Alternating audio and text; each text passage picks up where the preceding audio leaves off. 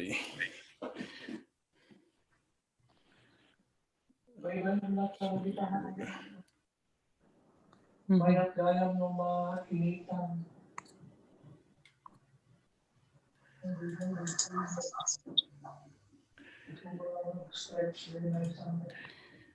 All right, yo. Can anybody hear me? Sunlight.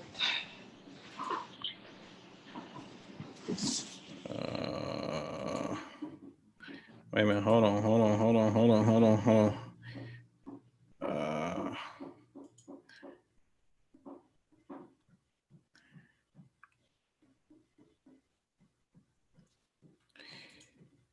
Yo.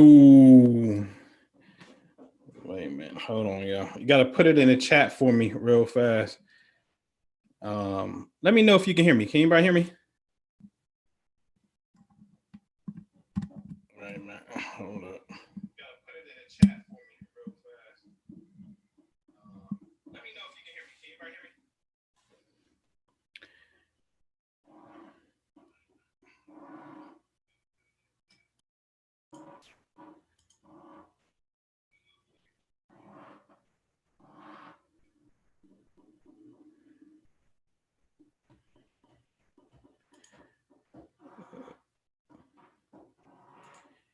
Yo, can you put it in the chat? Let me know you can hear me. Or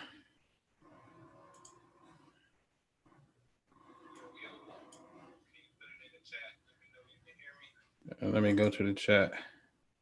You can hear me? Okay, I see. All right, good luck. All right, let me go back to something real fast. Hold on. No. All right.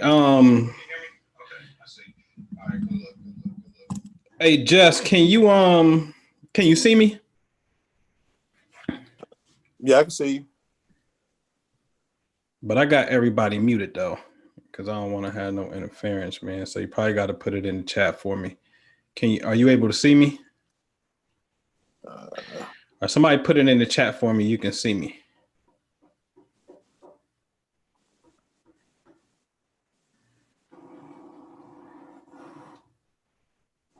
You can see me? All right, cool. All right, hold on 1 second, because I'm over here in this window. All right, okay. I see it over here and on YouTube. All right. So I'm in two places, man. El Boki, what up? Andrea Gray, what's happening? Sullivan Walker, what's good? What's good? Sister Martinetta, Katrina Harris. Stop playing with my feelings, Katrina. You know me and you. You know you left me. You just up and left your boy. But what's happening? What we got, man? All right, man. So look. Let's do thumbs up. Because we about to go to school today. You know what I'm saying? Yeah. I gotta have this billionaire's cap. We about to go to Skizzle. I'm just going through some stuff, typical retrograde. I'm going through some stuff for some files, and I found something. I was like, damn, I was just talking about this the other day. So I'm like, you know what, man? Let me go ahead and do a live on top of, shout out to my man Siron19. He gave me a call, and he the one that really sparked it for me to get up. I'm like, man, I can build on that and shit. So that actually was the spark. And then I went on my thumb drive, and then I started finding some old shit. I'm like, damn, I was just talking about that as it pertains to me and Siron's conversation. All right. So that particular conversation was 100% predicated upon some shit that I'd done many moons ago called geodetics, and I was dealing with the earth science. So he called me, he like, yo, man, I'm up here in Racine, Wisconsin, a little bit south of Milwaukee. And he was like, man, I noticed in the four corners, on the sides of town, the east side, northwest, and south, it's some particular symbols that's there. And then, man, there's this street called Mars Street, Jupiter Street, and Neptune and shit. And I'm like, nigga, yeah, right. Nigga, if you're serious. He was like, yeah, right. So that shit made me go to my Google map and I'm like, all right, you know what I'm saying? I see it. Bet. So let's get into it, man. Let me go back over here to the Zoom, make sure my Zoom people straight.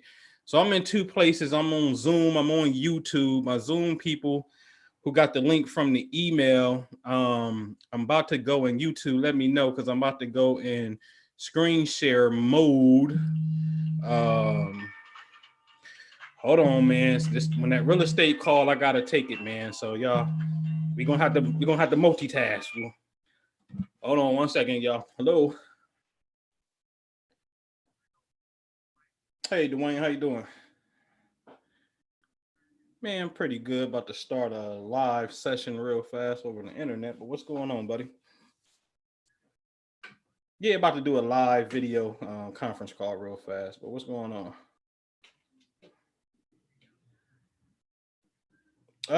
Sure. Can I give you a call? I'll give you a call when I'm finished. Give me about an hour and a half to 2 hours. That fine? Okay. Well, hold on one second. One second. Hold on. All right, y'all. Hold on one second. Y'all, the family, do me a favor. Thumbs up button. Get some people in here. Hit the algorithm. Let me take care of this business. I'm gonna let y'all actually hear it in real time and see how this real estate thing go. So get your pen and paper ready for those of you who want to get into this real estate thing. All right. Okay, go ahead, Dwayne. Let's do it, buddy. Okay, let's do it. It won't take us long. Okay. On number 2, the only thing I want to add on that, you did put for short tax proration, just put use short tax proration for tax purposes. Okay. If you would. Okay, so yeah, retype that to me and send it to me and I'll put that on there exactly how you want it. Okay, I think that you got the same, but that just clarifies it. And then really to change the date, I'll just make the tenant let you in. I could probably give you to the 19th, maybe the 20th. I'm gonna be gone out of town. I'm probably leaving either the 20th or 21st. Probably the 20th, and I'll be gone all that next week. Okay. So I would like to go on. We was going to originally close on the 18th. I would like to I can do the 19th or the 20th if it's a little earlier in the day, noon or something. Okay. That would probably be fine. Then question on when we talked about when the tenant would be out, I told you initially November 3rd. November 3rd? Yeah. Okay. He asked me if I'd give him to the 5th, and I told him I would, but I'm going to tell him by doing that, and I would meet too, he'll have to let you show the house if you want to show the house. Yeah. So I'd like to put that as the 5th. Okay. But so he's going to have to let you in as well sometime, that fits him. If he wants me there, then I will be there. Okay. All right. So as long as he's not breathing down our people's back like he was last time, because I didn't even get a picture of the electric, you know what I mean? The hot water tank heater and certain things I just didn't get a picture of because my guy felt uncomfortable. Let me ask you this. If I take a picture of the water heater and electric panel, does that suffice or do you want to have your guy? Because I want you to go get, because you say you didn't get that, and I'm sure it's okay. I think it's replaced in 2011, I think. Yeah, if you can get it, I'm fine. Yeah, if you can get it, I'm fine. Okay. And you just want a picture of the face of the electric panel, it's breakers, I'm assuming? Yes, sir. Okay. And it is breakers, I know that. Okay. I can do both of those probably for you. And then, let's see, let me read this 1 second. Talking to the buyer will see. I'll do it first. Buyer access from on initial inspection, that's fine. On 13, the only thing that I don't like the terminology of is where it says other terms after a property comes vacant, seller to provide buyer for permission to access property for purpose of. conducting buyer inspections. We've already done our inspections and agreed that you're buying it as is.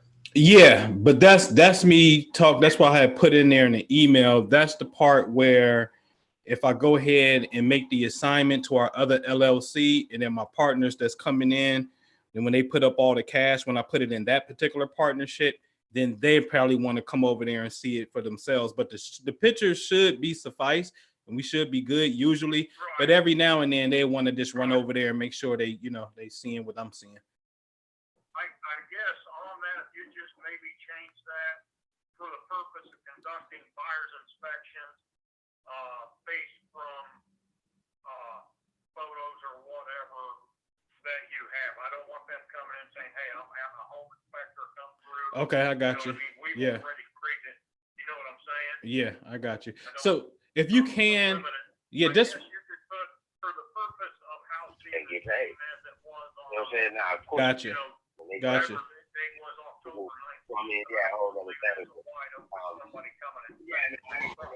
Okay.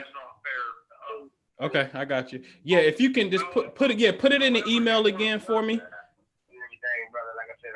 sounds fair to put in there for wording for under 13 for the purpose of tell me about him, man. buyer's inspections to make sure property is same condition as 1019 inspection. Yeah, that's fine. Yeah, my I nigga. think that tells you what you're looking for from that inspection. Like I said, you're not going to allow Motivation. like I say, bring a home inspector. Like I say, that's not fair. That's not the agreement that you and I have, and just make sure they understand it. Right. Like I say, I think it's just tweaking those little things. Yeah, no, I told I told people that. I said niggas from Michigan know a little bit more in depth about Muslims. You know what I mean? But I'll be going out of town, so So, I'd like to do it by then. Yeah, so let's put it on the 19th, 20th of November for a closing. That's fine. Okay, which one you may put it? The 20th. More time is better, just in case. For sure. Okay, and Yeah. then just try and make it. I don't want to make it 6, and I'll probably be trying to get on the road. Okay. We can make it say 20th by 2 o'clock or something. That way I got time to go to my check, and then I can get out of town. Okay. That'll work. 2 p.m. I don't know, 11:20. maybe next week we might just chat about another property and just kind of your thought process about my tenant. But I know you have something to do. I mean, do you have a means? Because I'm not very good at email and stuff where I got to copy it. If I take a picture on my phone or screenshot it and send it to you, can you make those changes from that? Yes, sir. I can make it happen. That's fine. You're the man. Now, one of these days I'm gonna get a little more computery. Yeah. You and me both. I'm barely working it, but yeah, I can make it happen. That's no problem. Okay. Yeah. How old are you, Noble, if you don't mind? 43. 43. I'm 60, so that's why I'm old school, I guess. Yeah. That's right around my dad's age. So, Yeah. all right. So we'll leave that where you took the others out, like we agreed verbally. I'll make arrangements to get you in, but with my alarm, I'll have to meet you there. Okay. But we do it during the day. That's fine. I want you to go to have that opportunity, and I'll call the tenant. Until the 5th, you just got to work with them, and I need a picture of the panel, and I'll tell them I'll just come take it, and then I'll send it to you. Okay. On that. Do you want the label of the water heater or just a picture of it? What do you want on that picture? I just want the picture of the panel when the box is open, so we can see what's going on. Yeah. Oh yeah, just show the heater so we can see the condition of it. Yeah. So if we can get a full picture of it, that'd be great. Yeah, that'll work. Okay. I may do it while I'm there, and that way if I don't leave and then you want something different, that way I'll know you're good. Okay, that'll work. Okay, sounds great. Thank you. I'll take a picture of this here in a little bit and send it to you. Okay, thank you. Thank you. I'll talk to you soon. Okay. Have a Bye-bye. great Hey, evening. you too. Bye-bye. All right. Sorry about that, y'all. But I don't have no secretary, right? So that was interesting because he has more houses, and that's why he said, I got another one that I want to talk to you about and whatnot. So I gotta take those calls. So in that particular call, if you're a little bit literate of what's taking place, he started talking about an inspection period That's that he don't want to go through a regular home inspection. And I'm saying that, well, that's there for my partners, right? Which is going to be my buyer. I don't know who my buyer is yet. Okay. But that's going to be my partner who I'm going to bring into the situation. And just in case they want to get access to it, to make sure the property is in the same condition as I saw it. And that's what we agreed to as I saw it on 1019. The property's in that same condition, then that's fine, as long as we're not coming in with a traditional classic home inspector to try to go through all of that and whatnot. So I got to have that clause in there, which he allowed me to have that in there, that gives me the power to assign it where I can just sell the contract and I don't have to put no money in this deal. So once that contract is signed, then I can just hit my email list, go to Facebook. I've been selling houses or selling my contract, my equitable interest of the contract on Facebook, straight up. You go to, no matter where you at, if you in Atlanta, you can go to Atlanta real estate group or whatever the little local real estate group's name is in your city. Go to those group, Atlanta wholesale real estate, whatever it may be, and post your properties there, and people will call you. I've literally sold 4 houses on Facebook. And I never physically even been to this house either. I sent somebody there, paid them some money to go take the pictures for me. All right. So anyway, can y'all see my screen? Let's get this party started. That's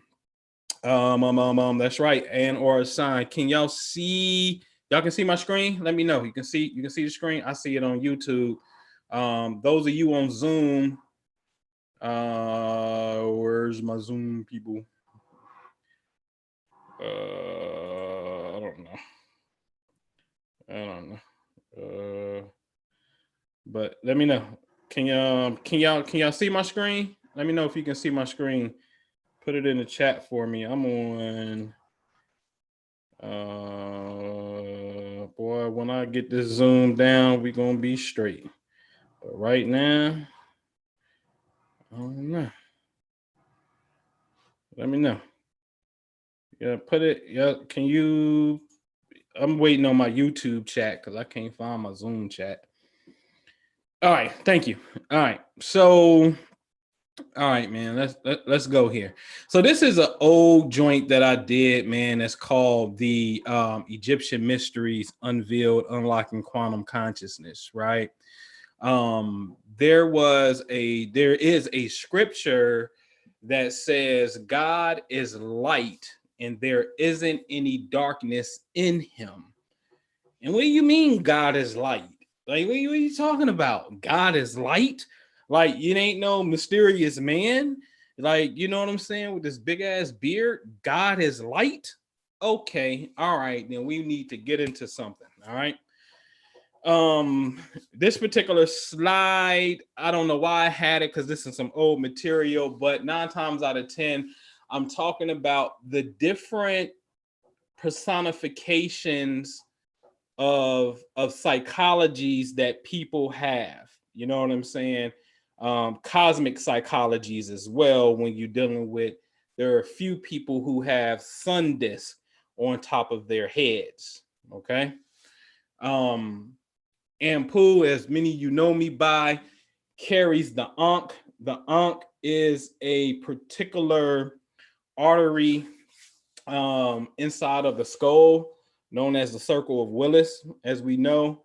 And the staff is actually what we will call the interior vena cava. All right. And that's literally, or what's known as the wasp. That's what he's carrying. And what they were dealing with was a severe knowledge, supreme knowledge of the internal mysteries and how they mirror or should mirror the external mysteries. They do mirror the external mysteries, so it's not should mirror. It's human behavior does not mirror nature, okay? And so, as you can see through the Ankh on one hand, the wasp in the other hand, and you look at what's taking place in the body, this is literally an internal process. And the mask is perfect because it makes you have to focus on the head, but go in the head is where what they're really getting at here. It don't look at as a person. We're going to take the person away and put a symbol on the head to get your mind to start thinking in pictorial abstract terms. Okay. The eye of Horus, or the eye of Wadjet, is something that's inside of the brain as well, known as the Thalamus Gland. Now, a lot of people like the pineal. Jews are fan of the hippocampus. The Thalamus Gland is perhaps my favorite one, simply because its job is to process all of the incoming stimuli.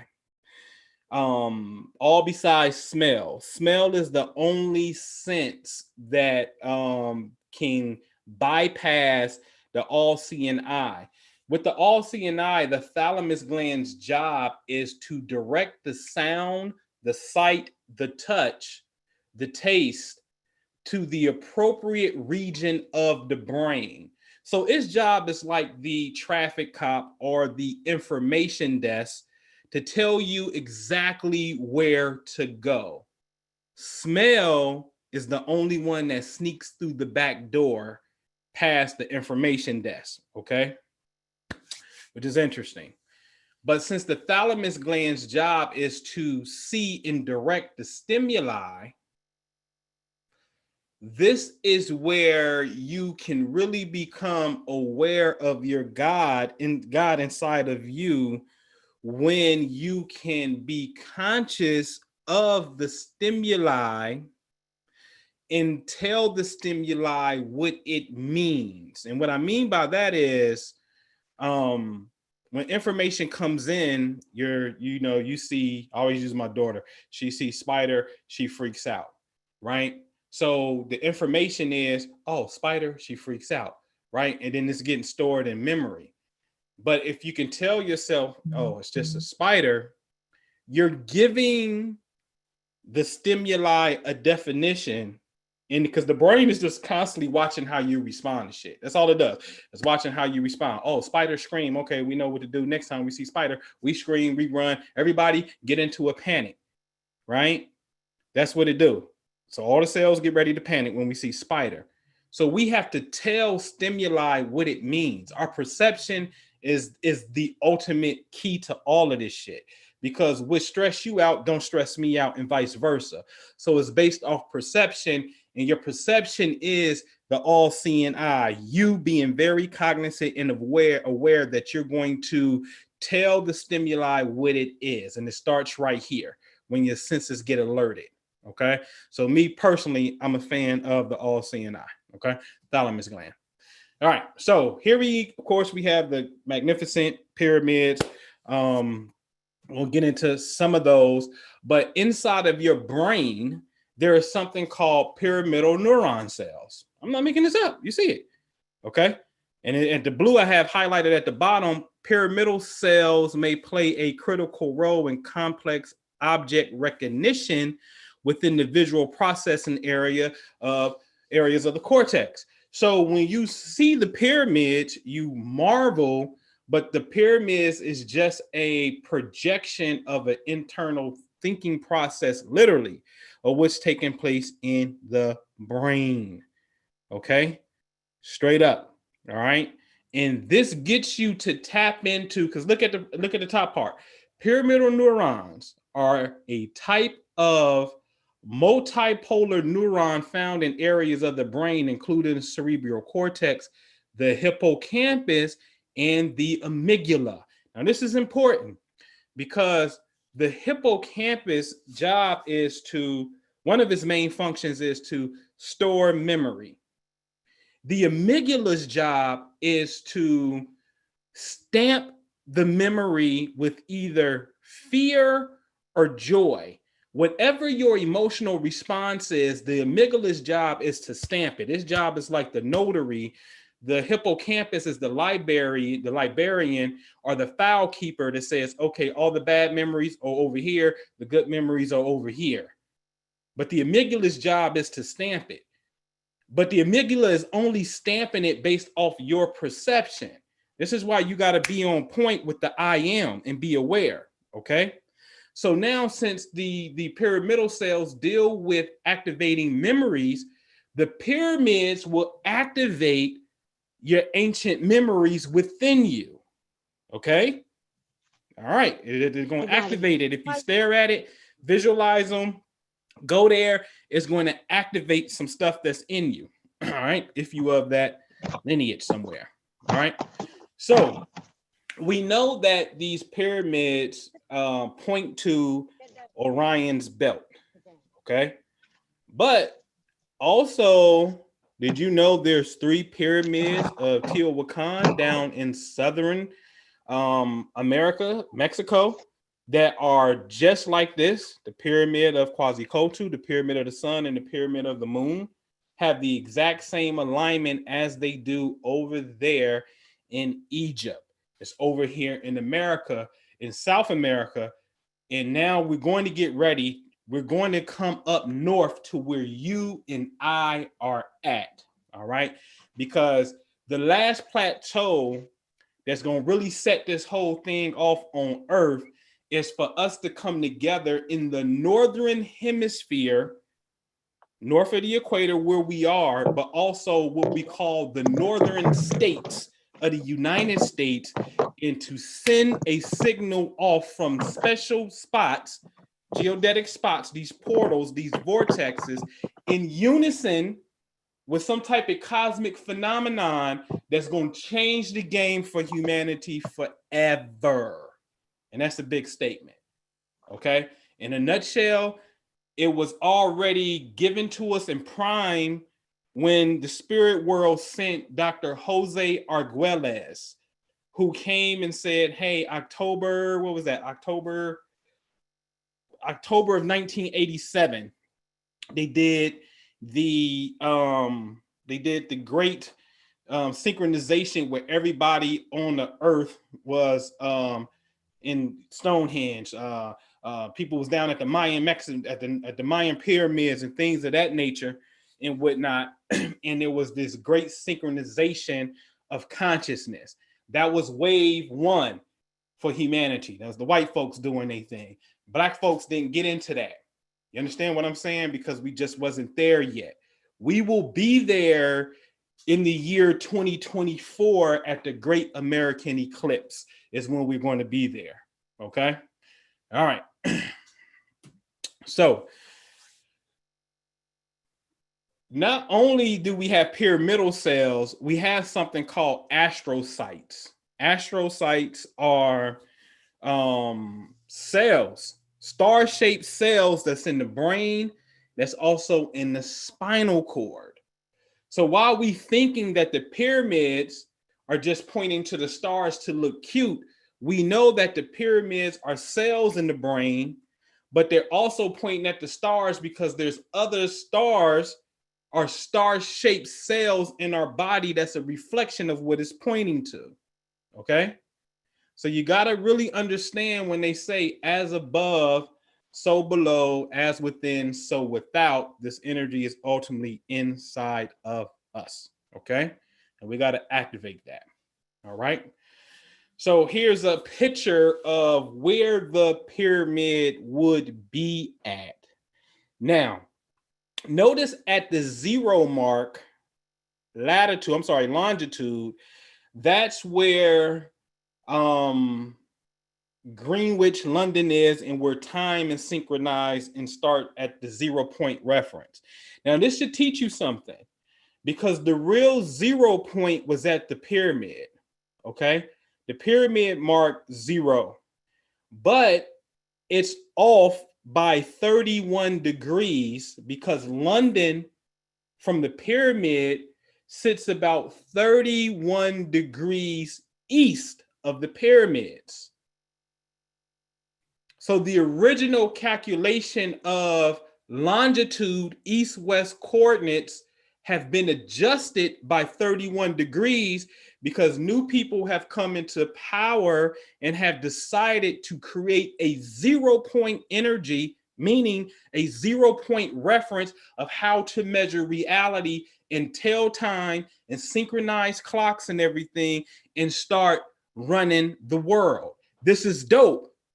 This ain't got nothing to do about stealing from you and hiding your shit. Ain't got nothing to do with that.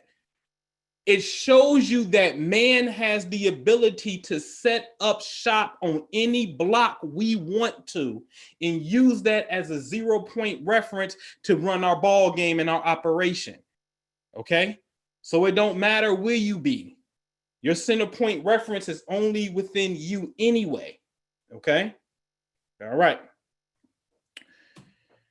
Now, this is Stonehenge.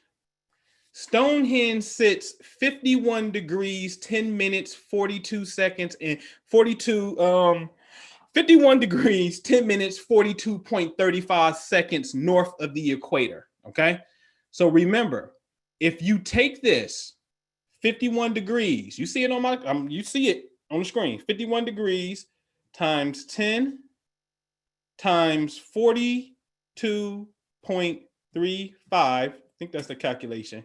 We get 21598, which is a replica of pretty much 216. Okay. So 21,600. And this work is coming from Carl Monk, The Code on YouTube. I promise you, you should get that shit. Download it because that is by far the best information you're ever going to get on the pyramids and the goddamn Native American mounds and all these anomalies, these structures all over the earth. I will have to agree and concur. Shout out to Billy Carson. That this thing, when you look at the code and understand the mathematical preciseness of one location is talking to another location, I just can't see how that was human beings. Not this caliber human being that we are today. There's clearly something that was different many moons ago. Okay. So remember Stonehenge, when we add or we multiply the degrees of north latitude, it points to a certain grid number, which is 21,600. Okay. Let's move on to the Great Circle at Newark, Ohio. Okay. Just talked about that the other day. It sits 40 degrees north of the equator. So 40 degrees times 2 minutes, what is it, 2.27? Did I do it that way? No, it's the other way. I'm sorry. So it's 40 times 2 times 27. There we go. It's 2,160. Now, this is a circle that's in Newark, Ohio. Now, we're going to we're just going to take our time today because I got time. So we're going to go to something like, let's go to maybe Google Earth. Let's go to Google Earth.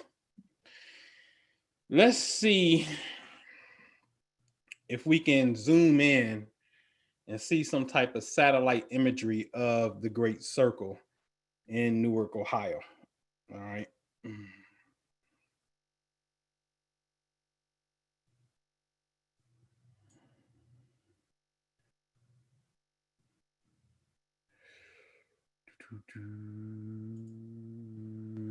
Hold on.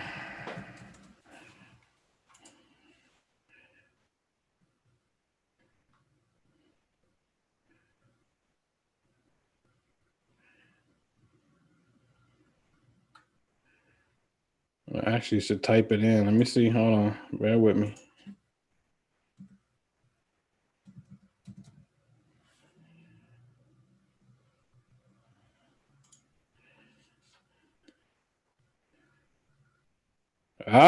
Look at that. God damn, you can see it. You see it? Look at the circle. There go the circle. And then there was a big walkway to get you over to this octagon observatory. And this is satellite imagery live. Okay. Y'all with me? So now when you deal with the northern latitude of the circle, it equals 2,160. And then let's go over to the octagon, which, remember, the octagon is off by 31 degrees. So 113 minus 31 is 82 degrees. The octagon sits about, in today's coordinate systems, about 82 degrees west of London. But we need to be west of the pyramid, so we got to add 31 degrees to it, which gives us the 113 in the original east-west coordinates. The north-south is the same. That hasn't changed. The east-west coordinates have changed, okay?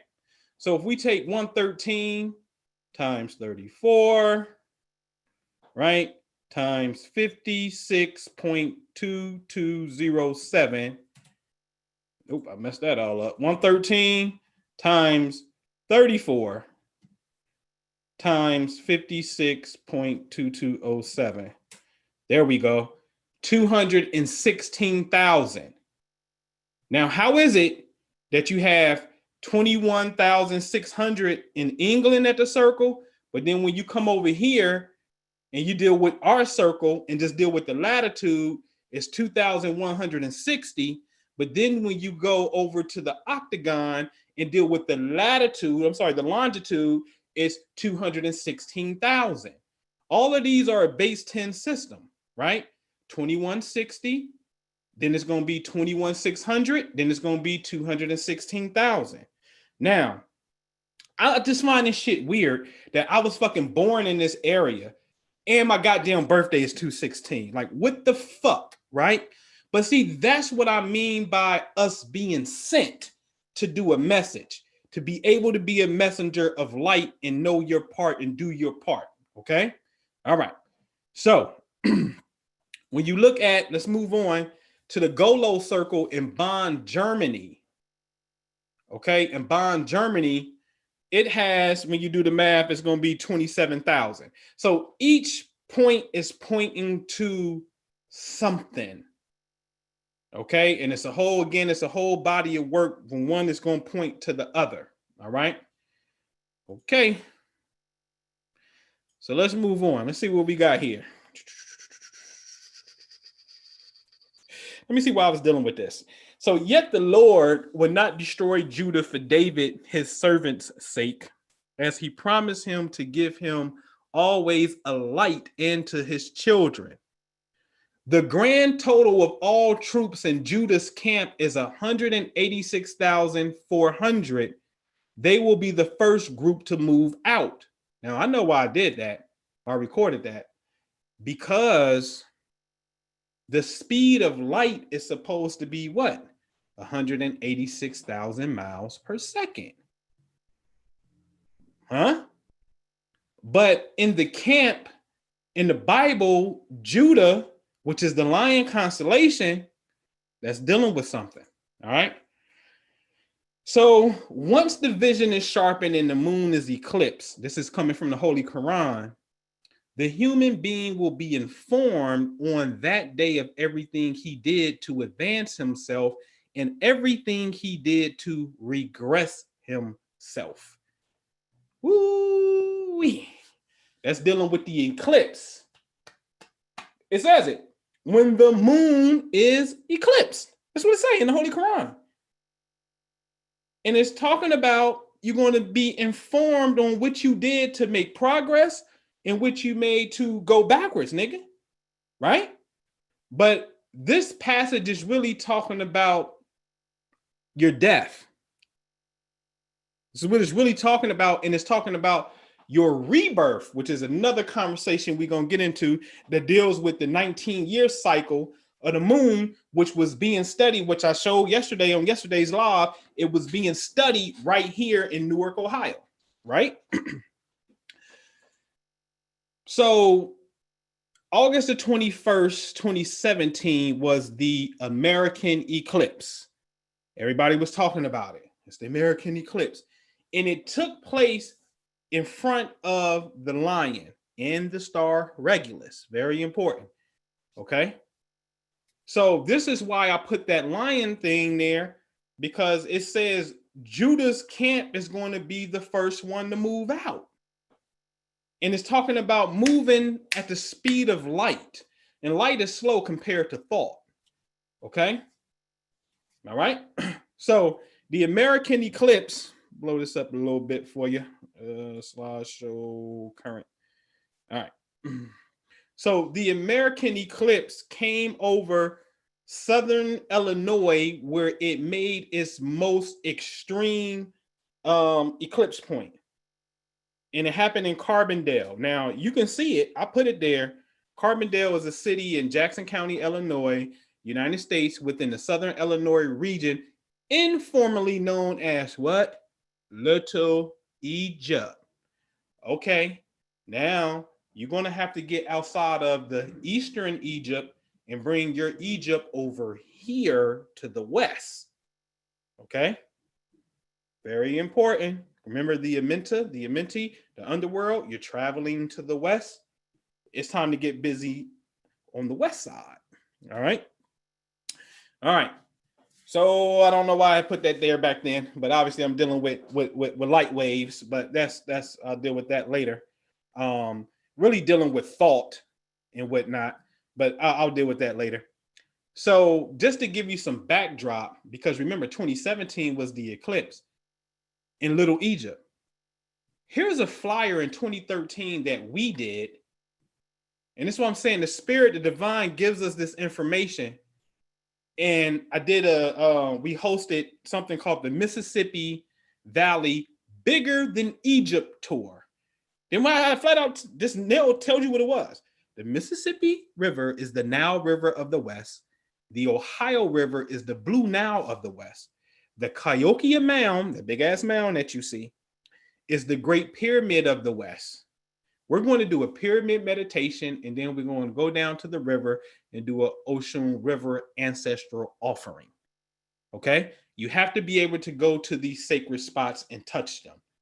I'm telling you, something very, very powerful when you go to these spots in unison. Okay? Now, the world still ain't talking about it because I know they don't study this. The culture ain't talking about it for sure. And that's okay because it's not their job. I'm telling you, April the 8th, 2024, there's going to be another eclipse. And this time it's going to look like it's coming from the Mexican side, from the south, and it's going to crisscross Illinois, where the first one had its dead-on eclipse at Carbondale, Little Egypt, and it's going to go over through Indiana, northern Ohio, top left Pennsylvania, and up top New York, and then over to the northeast corner. Okay. Now I said, now this is damn interesting because April the 8th, I know that window of pocket, which was April 9th, that's when General Lee surrendered. The Confederate flag, whose symbol was the X, surrendered on April 9th, 1865. Then I said, well, damn. If you look at the X, all points south, you're about to be in the South. Kentucky, Missouri, Tennessee, Arkansas, like they rolled Confederates. So I said, well, damn, this eclipse is coming to mark the spot. So this is the time where those of you on the spiritual side and mental side, you're going to have to give it your final push to banish these motherfuckers for eternity. And the groundwork was already laid down, and it's already a wrap, because one of the illest magicians to ever do it was Abraham Lincoln. And he already said that Black folks will be henceforth and forever free. He said, forever you're going to be free. It's recorded. That's what he said. Forever. Now, this is a man that was talking about the mystic chords of memories from these wars happening, and these people in these graveyards have some type of synchronicity. Should I go pull up the speech? Because I'll go pull it up. Okay. So the 2024 eclipse is vitally important for you. You got like 3 years to get your shit together, man. 3 years to change your diet, get on your shit. Get on your shit, because we got to really do something at this particular time. I'm telling you, got to seize this moment. See, I ain't lying. General Lee surrendered. Maybe the date is at the top because I don't see it. But I'm telling you, he surrendered on April 9th. He surrendered at April 9th, and in the very next day, on April the 10th, they started having a gun salute. We're going to shoot 200 guns in the air. Pop, pop, pop, pop. Now, we do that on Independence Day, well, especially New Year's, right? But gunpowder is nothing more than an explosion of light. We're using light and sound every single year. Pop, pop, right? So when the war was over and General Lee surrendered, they started bucking in the air. Now, I'm telling you, space is intelligent and it remembers shit. I'm telling you this, okay? So hooray for Grant and his noble army at the very bottom, okay? All right, now let's show you a little bit of geodetic science. You can't see it, but the top left arrow is pointing to Thebes, Illinois. Now, I'm going to X out of here just in case you think I'm lying. Boy, that earthwork, that shit is beautiful. All right, so we can go to Thebes, Illinois. I ain't lying, man. I ain't lying, man. Bam. There go Thebes, Illinois, man. What do you mean? Thebes, Illinois. I wish this thing get out my way. Hold on. Okay. I want to rotate. Here we go. Thebes, Illinois. Okay. So Thebes, Illinois, and here go Cairo, as in Cairo, Illinois, right? But right above Cairo is something called Future City. Now, what I tell you, you have to bring the East to the West. And in the West, you already have something called Little Egypt, which is Southern Illinois, right? So we told you where the Mississippi and the Ohio River meet right here at Fort Defiance, where we've already been at this particular point, already activating this shit in 2013, which technically make us 4 years ahead of the 2017 eclipse. Okay? So we've already been here putting in this particular work, because remember, the eclipse is going to come over this particular area 2 times. Right? Like 2 chains. All right. Now watch this. When you go up, you're going to see Mound City and you got mounds, right? But it's another part. Ooh, there we go. Look at this. Karnak. What you mean Karnak? Karnak like in Karnak, Egypt? So when they name Illinois, Southern Illinois, when they name Southern Illinois Little Egypt, it's because there's plenty of mound structures, pyramid structures that look like your ass was in Egypt. And it sits right here on the richest rivers. Don't you know that the Nile River is rich and the soils get super rich? In the Ohio River, the slaves called that the River Jordan because they knew when they crossed that river, they were free. Hence Uncle Tom's Cabin. Okay? Mermet, come on, man. These are Egyptian names. Okay? Did you know it's something called 2 things, but I'll get it. We might as well go straight to it. But the pyramid, the second eclipse is going to come over Makonda. Okay? Makonda. All right? Which is your Wakanda. So shout out, rest in peace to Chad, because he had to get your Black Panther consciousness ready. So he broke out in the great infamous 2020, the grand awakening that we've been waiting for, the Saturn, Pluto, Jupiter alignment, the major shift. So he comes as a symbol. The symbols in the avatars come as a symbol for a particular period of time to get you to concentrate on some shit, and then you got to keep on going. Okay? Now, I bullshit you not, and shout out to Les who put me on to this. Do you know that this sits in Panther's Den? Look, Panther's Den Wilderness, Makanda, Illinois. Panther's Den.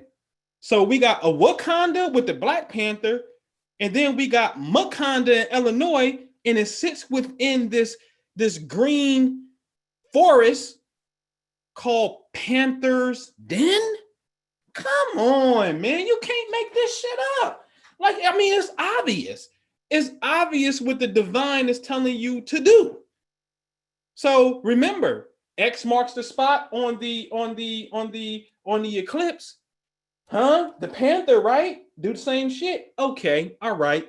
So what do we need to do when it's that time? Oh shit, go. That's it. Right? So something else, and we out of Illinois. Do you know there's something here called Pyramid State Park? Huh? Pyramid State Recreational Park. Yeah. Yeah. So you got Pyramid State Park, you got Makanda, you got Panther's Den, you got Cairo, Illinois, you got Thebes, Illinois, right? And then you had the other one down there at the bottom one, I forget, because I'm getting old, right? So you just got all these synchronicities. And again, this is why they call it Little Egypt. Okay. All right. So hold on. Let me go check the chat. I don't want to do that. Boy, I can't wait till I get this damn thing down over here. Oh yeah. Okay. All right. It's on YouTube, so I'm not recording the link, and I'm live on YouTube on the other side. All right. So YouTube, man, I see the chat over here. Y'all good, Zoom? YouTube, y'all straight? Y'all good? Let me know y'all good, man. Y'all good? Y'all good? Let me know you good. Let me know y'all straight.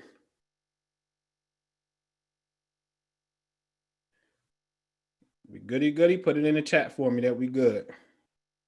All right. Cool. All right.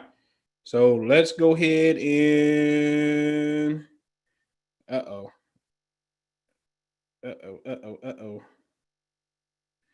I gotta get to my PowerPoint. There we go. All right. So again, in Egypt, you got Thebes, and in the Mississippi River, the Nile River actually flows northbound to Cairo, then it dumps out into the Mediterranean. Okay. So it's Thebes is actually what they would call upper, and Cairo is the lower, based off how the river is flowing. And then when you come back here, Thebes is up here and Cairo is at the bottom. You see what I'm saying? So it's this reversal of energy that's taking place. Okay. All right. Well, I'm sorry. This energy is the same because it's Thebes flowing to Cairo. And it's the same thing right here. Thebes flowing to Cairo. Okay. But it's on the opposite side. All right. So now you have one of my favorite Sopdek, who is the Syrian goddess. All right. Okay. It's a Syrian goddess. And that's what she got the star in her head. This whole thing was dealing with the Sirius energy.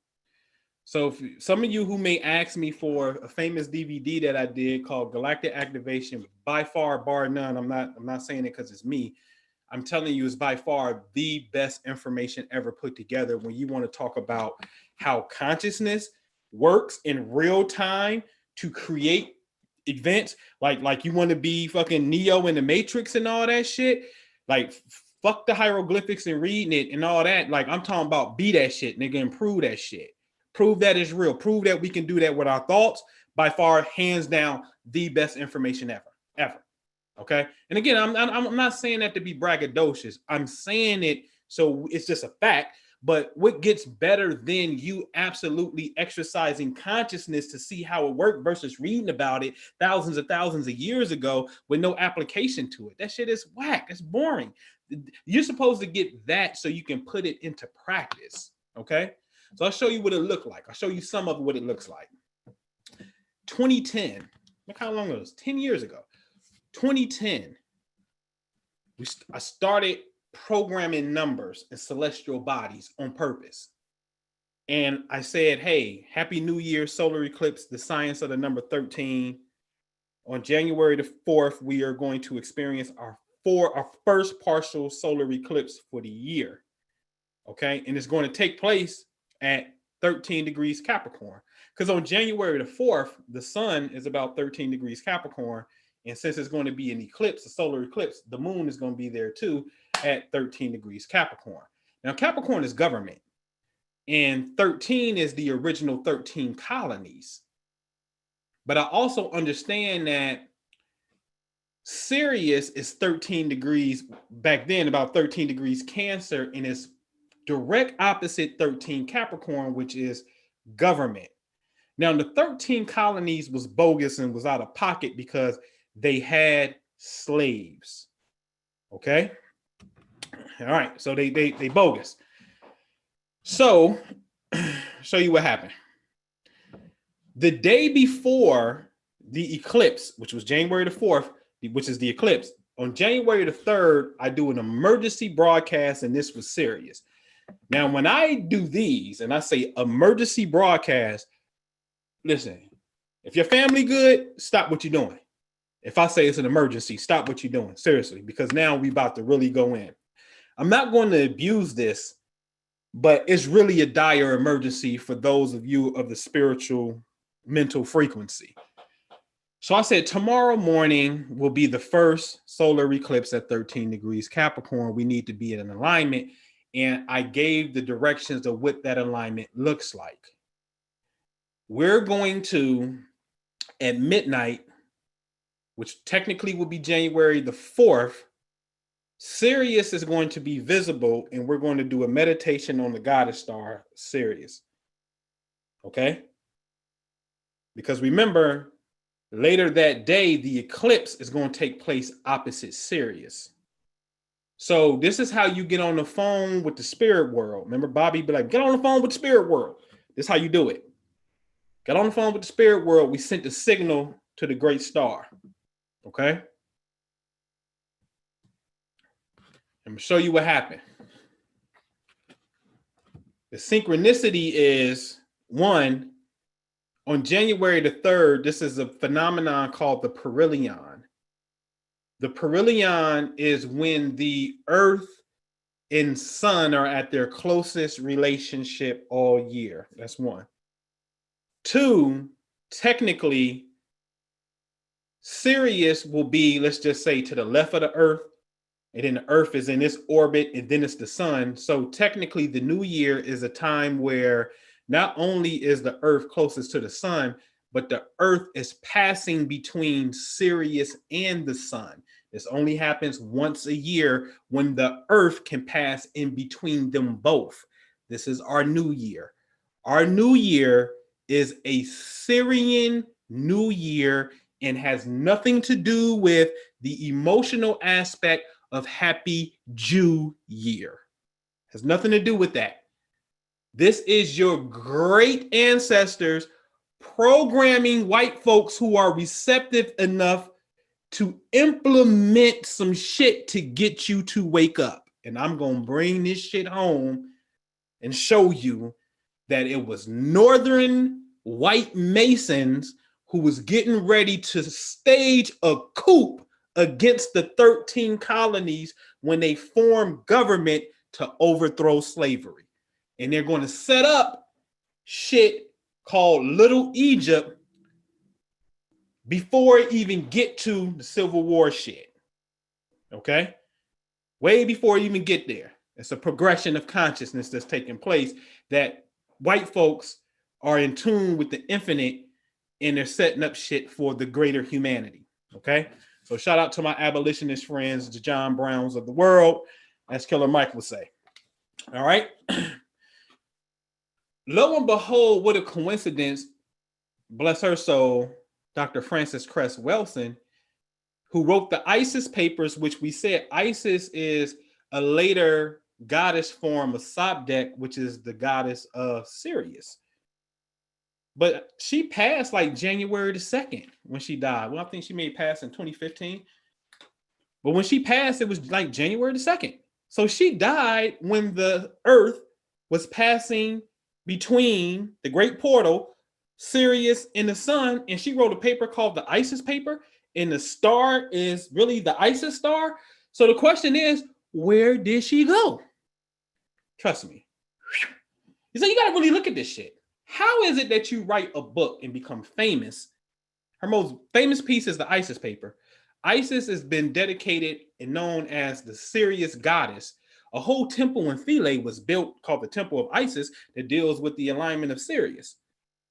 And then when the Earth passes in front of Sirius, you die? Come on, man.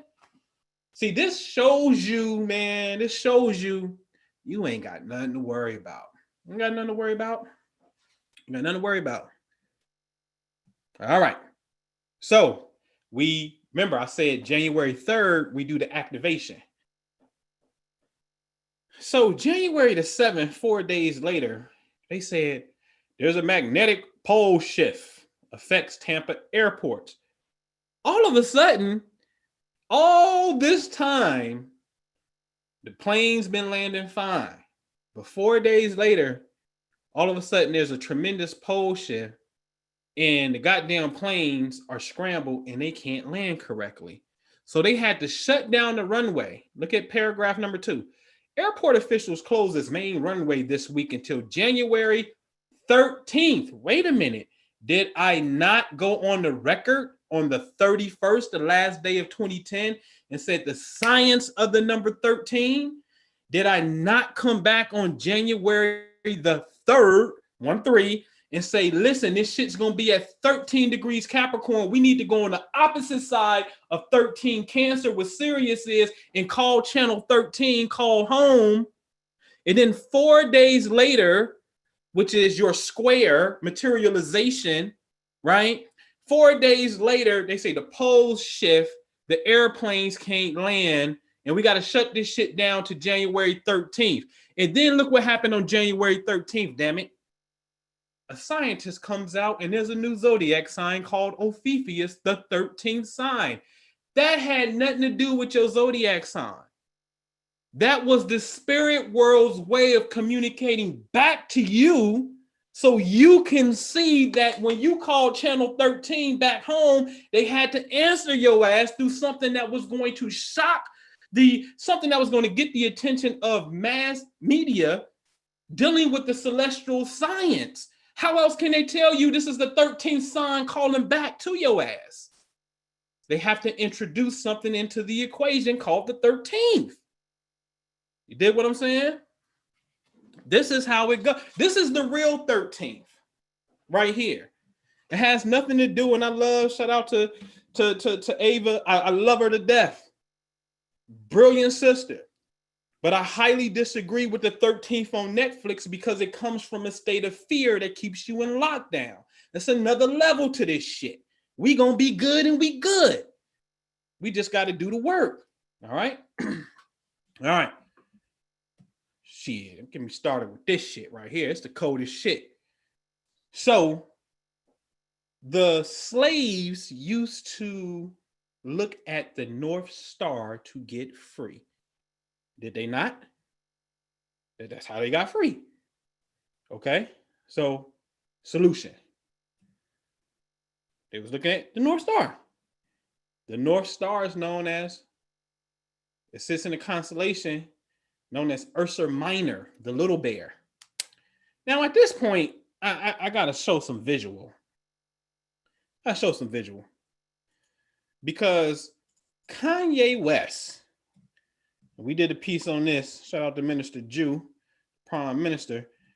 Kanye West went to Polaris High School, ladies and gentlemen. Polaris. What is it? Polaris High School. Think I'm lying? You think I'm lying? Huh? West graduated from Polaris High School. But wait a minute. If Kanye West came out with the graduation, and every time he came out, he was with a goddamn bear. Wait a minute, man. Wait a minute. Let's go to this. Let's go to the stars, man, and go look. Ursa Minor, which is the North Star, which is Polaris right here, isn't that known as the little bear? So this guy named Kanye West from the North in Chicago went to Polaris High School, the same goddamn name of a star that the ancestors watched to get free, and came up north. And then Kanye West himself will come out with an album with this teddy bear thing, which is a replica of the star that our ancestors followed to get free. And then when he has a child, he names the baby North, which is the direction that we came to get free. Y'all better leave Kanye West alone, because he's on something else. Totally something else. May not be the best person to articulate, himself, but he's on something else. All right. So we got to give a shout out to Ye, and shout out to Kim Kardashian. And I always say it. And, before that, shout out to Amber Rose. Why? Because these people are what I call the daughters of the union. Man, you ain't going to tell me goddamn Kim Kardashian ain't getting niggas free. Like, that's what union daughters supposed to do. So I'm sorry, man. I'm sorry. Everybody got their cup of tea, and I got my own personal cup of tea. But I'm telling you, to put it into the Confederate bloodline, you're going to have to fuck some union daughters and sons. Okay? If that's your cup of tea, that's your cup of tea. Create a new bloodline. Shout out to Tiger, 18th Dynasty, Bloodlines, the album, when he was fucking with Kylie Jenner. Own the science and know what it is. See, y'all gotta go to another level with this thing, man. All right? If that's your thing. All right? Okay.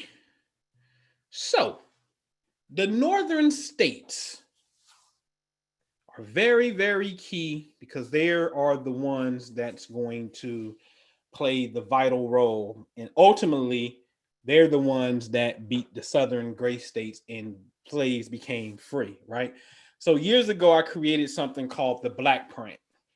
And the Black Print is really dealing with these northern states.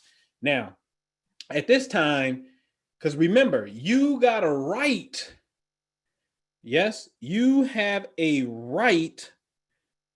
Where is it at here? You have a right to, just like they did with Greenwich, London, you have a right to set up shop how you want to. Do you know the Chinese, the way they name constellations may be different than how the Arabs name their constellations? And then what's a part of this constellation? These people may say, well, no, this star ain't his head. That star is actually his hand. You see what I'm saying? So you got a right to define things how you honestly see them. You have a right to do so. When I was looking at this, the migration of us coming north and looking at the Dipper, I said, shit. In the book of Revelations, it talk about these 7 cities, and Philadelphia is one of the name of the cities. We can actually take Milwaukee to Chicago. Now, this is important, because remember, there's something called the Northwest Ordinance of 1787 before the United States even came up with a constitution. They said in these black states, no slaves are allowed in this new territory, man. We putting an end to that shit, homie. That's done. It's going to be done. It's 1787. The Constitution ain't even done. Ain't even been written yet. They just started having the meetings in 1787. So before the Constitution is ratified in 1789, there was already an ordinance on the books that said, yo, that slave shit gonna stop, and y'all ain't bringing no slaves up here past the Ohio River. So all these territories that would later become states, no slaves are allowed here. Okay. So now, since the slaves were indeed running to these places following the North Star, what happens if we take the constellation? Now, hold on, let's look at this. I want y'all to pay attention real close. This is 1863, so it don't matter the year, but I want, and we in Atlanta, Georgia, where slaves definitely was popping. So I want you to look at the time of year. We're in July, and I'm gonna put it at midnight. Okay, I'm gonna put the time at midnight. So we're in July at midnight. Let's just say in the summer months. This is how the constellation Ursa Minor looks. The Dipper is to our left, and the tail is to our right, or the handle is to our right. Okay, so let's go into August. It's starting to rotate a little bit down. Right, September. Right now, we about to get into the fall season. It's October, right? You don't want to make a run in the goddamn cold. It get cold at night, and you ain't even got no shoes, nigga. So I know you don't want to get busy at night in the fall time and when it's getting cold, right? So the best time to make a run for it, see, is December. So now the handle is all the way to the left, right? In December, I don't think you really want to make a run for it to the north in December. It gets cold, right? January, the tail is to the left, or the handle. February is to the left. March to the left still. Now, when we start to get into April, May, June, July, August, the warmer months, the spring to summer months, the handle is to the far right in the pot of the Dipper. What I'm calling the pot that the water pours into is to the left at midnight. Okay. Now, what happened if you take the Dipper has seven stars in them. Okay. When you zoom in on the Dipper, you see it. Polaris, 1, 2, 3, 4, 5, 6. 1, 2, 3, 4, 5, 6, 7. Polaris being the brightest, okay? 7 stars. And see, this is what I mean. Who's to say that this star right here ain't part of the constellation? Somebody just decided to cut it right there. But it could have been bing, bing, then came over, then went over. And it would have been 8 stars in it. Okay? You follow me? Because this is going to become important. Because you are the creator of this reality. So it could have been 8 stars. So what happened if we go to Milwaukee, Chicago, which is this territory that no slaves is allowed, come down to Indianapolis, we'll come up to the D, okay? So that means we got Wisconsin, we got Illinois, we got Indiana, we got Michigan, right? Now we got Ohio, right? We can hit Pittsburgh if we wanna. We definitely got to hit Philly, because Philly had freemen. That's where it goes down at. It was black people walking around free in Philadelphia. Richard Allen, Absalom Jones. They weren't slaves. They was ministers, masons, getting it in. New York for sure. And you come over to Boston. And you just connect Milwaukee to Chicago. Is that not a goddamn Dipper? Can I get a motherfucking, let the church say motherfucking amen? Come on, man. Tell me they ain't the cold shit. That's what you call some goddamn astronomy right there. Bring it back to the earth plane. Your ancestors were looking at this constellation going north, and these cities became the primary cities where we will thrive. Boston was known as the hub of the goddamn universe. Did you know that? That's a nickname for Boston. You think I'm lying? Boston, hub of the universe. Don't you think I'm wrong? I mean, y'all going to the hub. How did it earn his name? Hold on, I think I seen something in the picture though. Hub of the universe. Seriously, Boston was known as the hub of the, not the solar system, not the Earth, the universe. Boston is very important when it comes to dealing with Black folks' liberation. When you understand, I always say it, Massachusetts and Pennsylvania was cold. Pre-Civil War, Massachusetts, Pennsylvania, New York was cold. Civil War, Ohio is the illest by far. Okay. So you can take a dipper and we have cities and we can say, okay, well, let's just deal with, bam, Milwaukee to Chicago, straight to Detroit, and this is going to be our pot. Then we come to Cleveland, Pittsburgh, boom, boom, boom, right? You can cut it how you want to cut it, because I showed you the constellation. You can cut it how you want to cut it, man. But if you understand the Northwest Ordinance on what took place, you understand what I'm saying? You want to put all the states that's in the Northwest Ordinance inside of it. So this means that you have to find an activating point within these cities to do your thug thizzle. Collectively, individually do your thing, but collectively when it's time to mount up like Voltron. Okay? All right? All right, let me go check on y'all again, man. Make sure y'all good. Y'all good, YouTube? What up? What up, Tammy Holloway? All right? You good? All right. All right. So let's get back to this slide right here. So, ladies and gentlemen, do you know that the white European Mason has two Masonic districts? He has a southern district in purple, and he has a northern district in gold. Please riddle me this. Why is the northern district the exact same northern states that this allowed slavery and started to ride against the South and ultimately helped us get our freedom? Please riddle me this. If the white conspiracy is to keep us as slaves, we could have always been slaves. But something happened. There was an infight that took place, for sure. It was called the Civil War. And now the Masonic districts to this day, right now, are still separated. And it don't even make sense for Minnesota, North Dakota, Montana to be a part of the South. That ain't no goddamn South. You know how much snowing up there right now.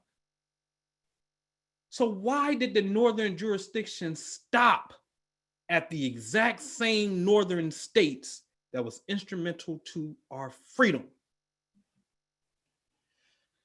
So I'll show you what Spirit showed me. Okay. So when you start looking into the northern, go to their website, the Scottish Rite, northern jurisdiction. You see it, northern Masonic jurisdiction.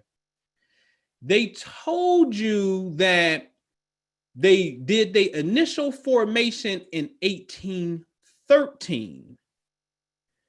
And there was different groups of people, bands. You had these three niggas running around talking about, yo, we the Grand Consistory. And then you would have these other groups of people like, but yeah, we rolling around, we doing our degrees, and we the princes of Jerusalem. So you had these different sets. Ain't no different than if you go, into gang territory and you see rolling 20s, rolling 60s, Grape Street. You see all these different brands of the same gang, right? So that was happening in Masonry. But something very interesting is here. Two things. One, they said Tompkins was governor of New York at the time. Then Spirit said, well, nigga, only thing you got to go do is go find out who is this Tompkins dude, right? Uh-oh, where are you at? Uh-oh, I got to get rid of this. I got to go. Where is he at? Oh, right here. All right, Daniel Tompkins was his name. Ladies and gentlemen, don't you know Tompkins, look right here, was the governor of New York, strongly supporting the embargo of 1807 and the war of 1812, and as vice president under James Monroe. And y'all know me, I will tell you quickly, James Monroe is like my second favorite president of all time. For sure.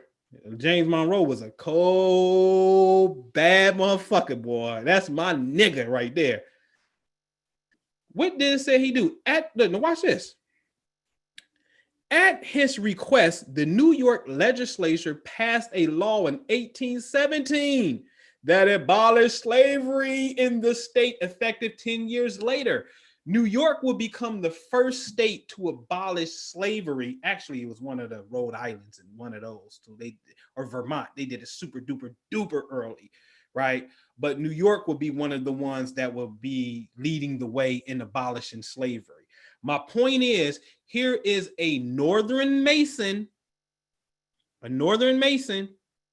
who also was vice president of my man, James Monroe, but he would introduce the legislature to say, hey, New York, we're going to need you to do away with slavery. Did they do it? Yes, ma'am. Yes, sir. They did. When did slavery end in New York? Well, March of 1817, it was introduced in the legislature. And on July 4th, 1827, which is 10 years later, New York, the first state to pass a law for the total abolition or abolition of legal slavery. But we don't hear that Masonic secret though, right? I'm tired of these raggedy ass niggas telling the story of defeat. It's old, it's played out. I'm giving you a directive from the celestial aspect of the Aquarian goddamn age, damn it. Don't listen to that bullshit. Don't fall for that shit. Okay, that's bullshit.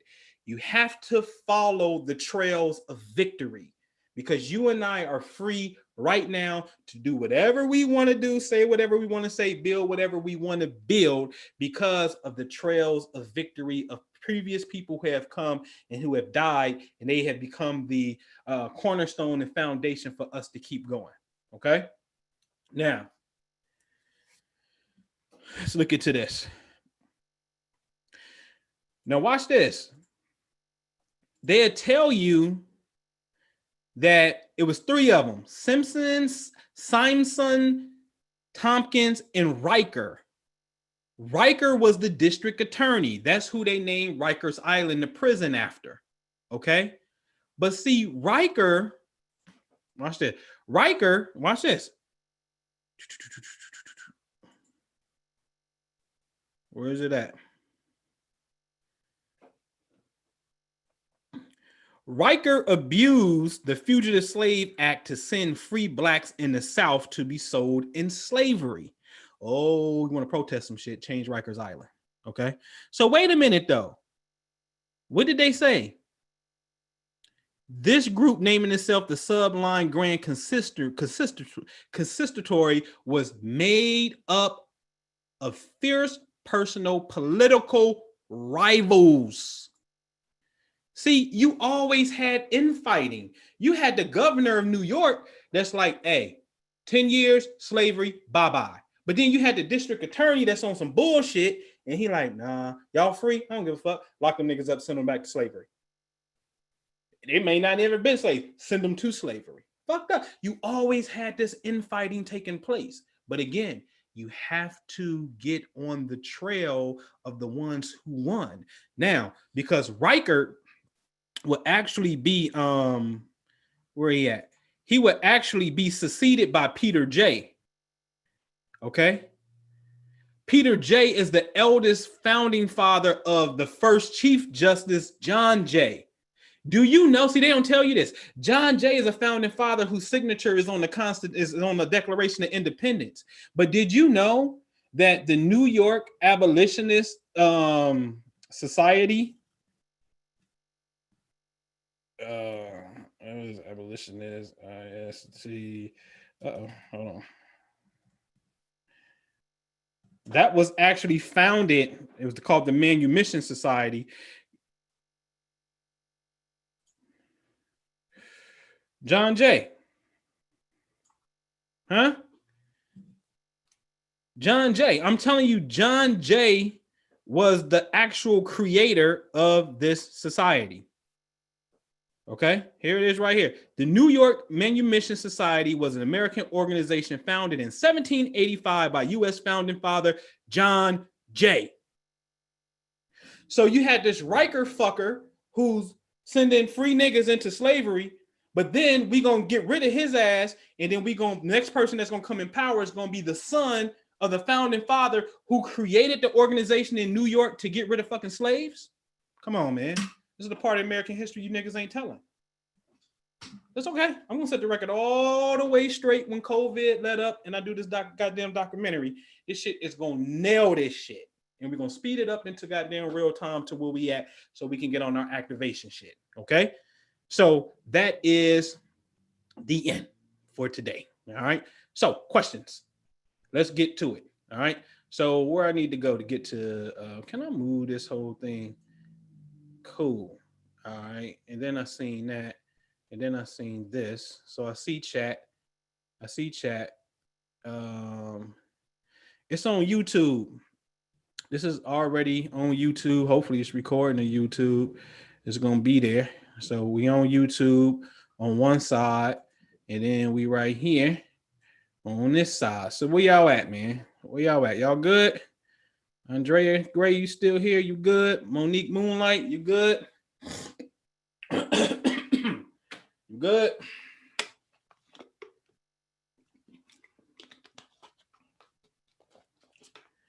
Shit.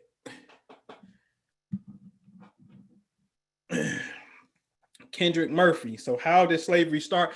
Man, listen, I'm gonna tell you one of there's many different slavery's always been going on. For every civilization does it, right? But I'm gonna tell you something black folks need to focus on. Black folks need to focus on, if you want to be karmically ancestrally clean, you need to focus on how your ancestors actually enslaved Europeans first, especially during that time of Moorish Spain. And then the Catholic Church clapped back and said, Portugal, y'all got the right to go into Africa in the name of Christianity and do your goddamn thing because they fucking us up. Yeah, so the Islamic Africans started enslaving the white boys.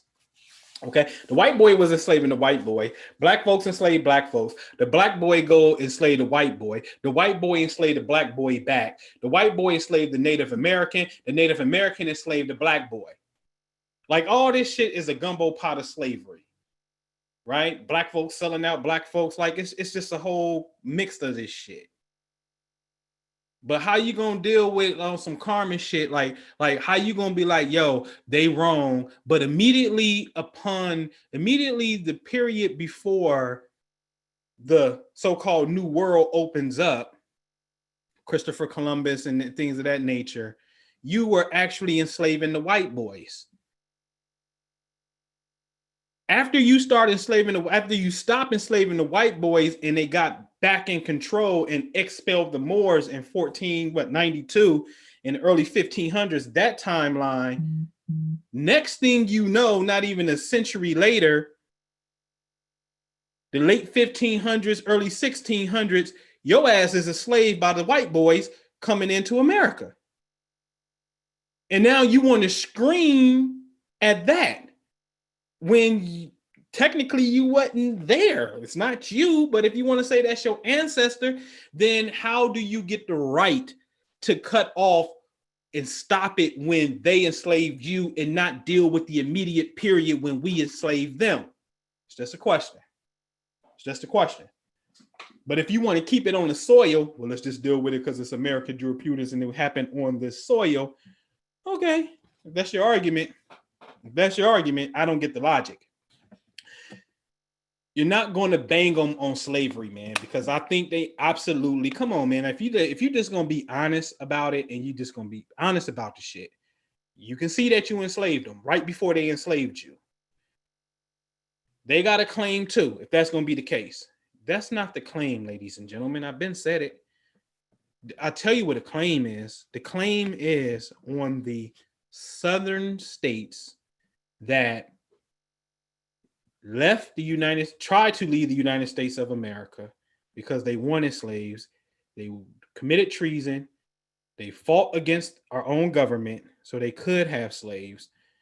And those states also later will create the black codes and the Southern black codes and all of these things, because did we not get the right to vote in 1870 under the 15th Amendment, President Ulysses Grant? Yes. Did we vote? No. When did we vote? Oh shit, 1965 Civil Rights Act, Lyndon Baines Johnson. That's 95 years later from the Constitution. The United States of America, you were a government at that point. Yes, you got rid of slavery, but you fell back and watched it. Rutherford B. Hayes from Ohio. God damn it, I got to take the hit for it. Rutherford B. Hayes in the unofficial off-record compromise of 1877. That's what did it. He said, listen, let me be the president, because he only won by one electoral vote. Let me be president. Samuel Tilden, quit tripping. Democrats down south, quit tripping. We ain't about to go to war again. I'll be the president, and I'll tell you what I'll do if I'm the president. I'm going to withdraw the Union troops from down here and close down the 5 military districts. Yeah, did y'all know that? Did you know that the South was broken into 5 military districts? Okay, did you know that? Let's see if we can get some images on that on Reconstruction. Bam. Okay. All right, we broke the South down into districts. District number 1, Virginia, General John Schofield. District number 2, General Sickles. General number 3, General Pope, who was at Gettysburg. Salute. General Ord. In number 4, in the 5th District, Texas and Louisiana, fighting Phil from the cavalry. Phil Sheridan wasn't no joke, nigga. Fighting Phil was a beast. All right. So we had the South broken up into military districts. Well, during 1877, Rutherford B. Hayes closed this down and let the South go on about their business. Slavery's over. We just letting you know, get back in society, do your shit, but just know slavery over. So, okay, slavery over, cool. All right, well, we'll pass some laws to stop y'all niggas from voting. So they got back on their bullshit. United States dropped the ball because they didn't listen to a few group of people. These few group of people who really deserve our ultimate motherfucking respect is these guys right here known as the Radical Republicans. Okay. This is Thaddeus Stevens, from Pennsylvania. You know what I mean? Don't get his props. You got Benjamin Wade out of Ohio. You know what I'm saying? You just got a few of them. You got a few. It was just got a few. You know what I mean? These cats wasn't playing around with Confederates. These cats was like, let's get straight to the point. We going to war. They can't vote. They can't get back in power and whatnot. Black people will get land, and we immediately should put them in places of government. Stop pussyfooting around with this thing. They thought at that time that was extremely radical. That's why they got the name Radical Republicans. So when Lincoln got murdered, Andrew Johnson was a Democrat. He rescinded Special Field Order number 15, which is 40 acres and a mule, and he allowed Confederates to come back. So what happened? This dude right here named Thaddeus Stevens, who's a radical Republican, Thaddeus Stevens writes up the impeachment. He writes up the impeachment. Let me see here.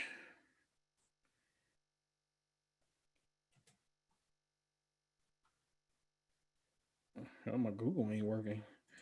What the heck? Oh no, I'm froze. I'm frozen. Let me see if I can get that. Thaddeus Stevens impeachment.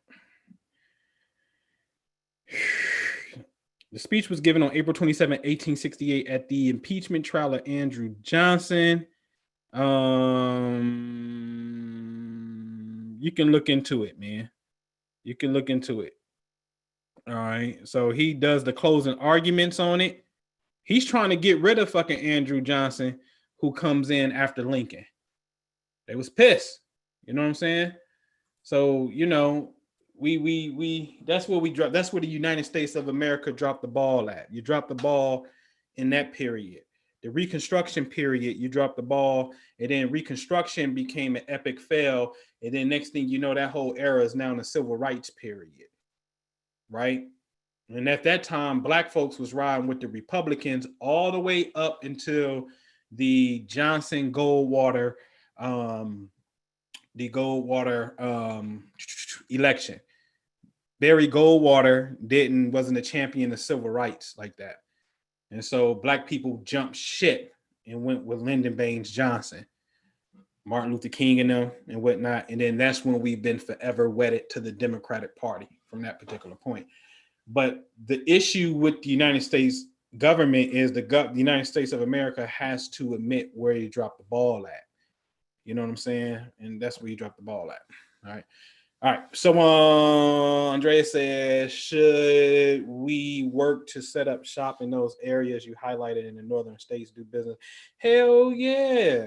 You should. You absolutely should. You absolutely should be in those areas, especially if it falls under the what's the law Trump passed, the opportunity zones. You know what I'm saying? Hell yeah, we should be grabbing some farmland too, or anything close to the Mississippi and shit. You know what I'm saying? But we got to be in those northern Black pockets, you know, now known as the Rust Belt. You know what I mean? Is where it's popping at anyway. You know what I mean? California bring their money over here into the Rust Belt, into these states, because the return on the investment is higher.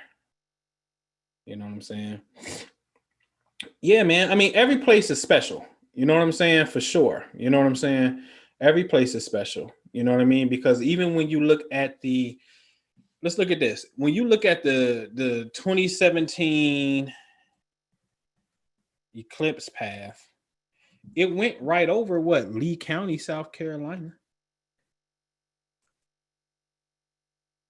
It won't blow up, but it went straight over South Carolina. And the whole shit started in South Carolina. And so those of you that's in the South, you are behind enemy lines. So if you can go find some places, like this is how the spirit world is showing us this shit. They tell you that Tyler Perry has a Confederate camp. No, he doesn't. The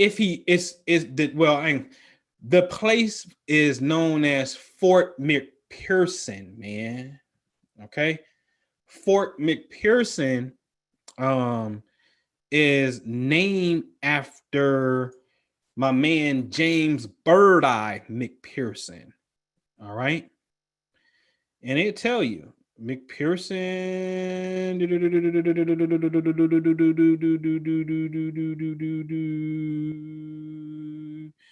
Their mission was to enforce Union regulations during the Reconstruction period following the Civil War.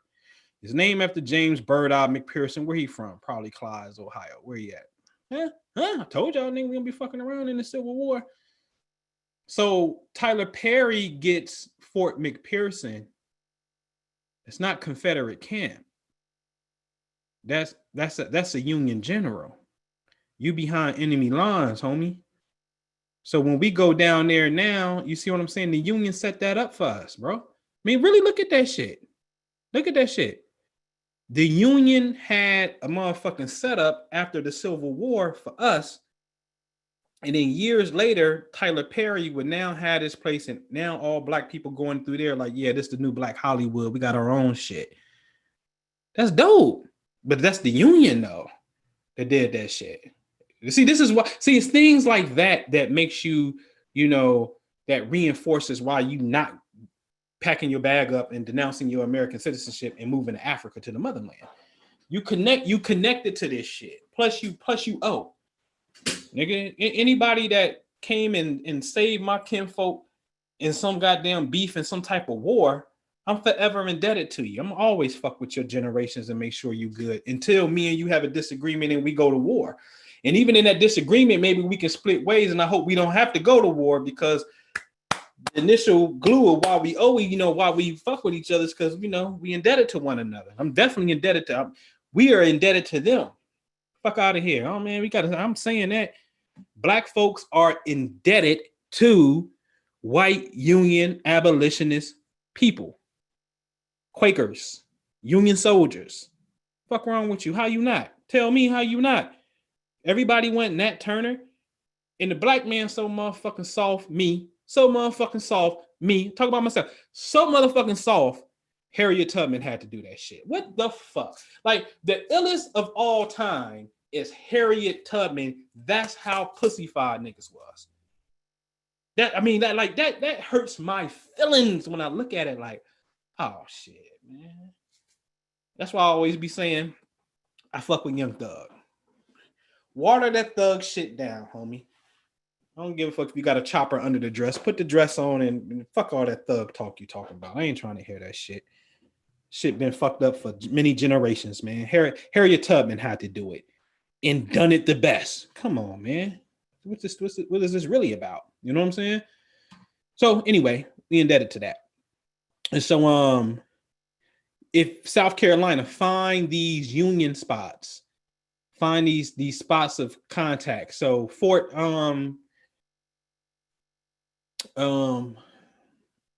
the Civil War starts in South Carolina at Fort. What's the name of the damn fort, man? I'm trying to remember. That starts it all off. Fort Sumter, duh. Fort Sumter is South Carolina, Charleston, South Carolina. You do your shit from Fort Sumter, man. Or if you can find some historical landmarks, because Charleston, South Carolina was burnt down by William T. Sherman because they started the war. He made sure he set it on fire. So if you can find historical landmarks that got that victory stamp to it, there you is. That's from the Art of War strategy. So we can do the Tyler Perry Art of War strategy, but then you can also find more of what we would call the magnetic anomalies, the mountains and things like that. So I'm not familiar with South Carolina.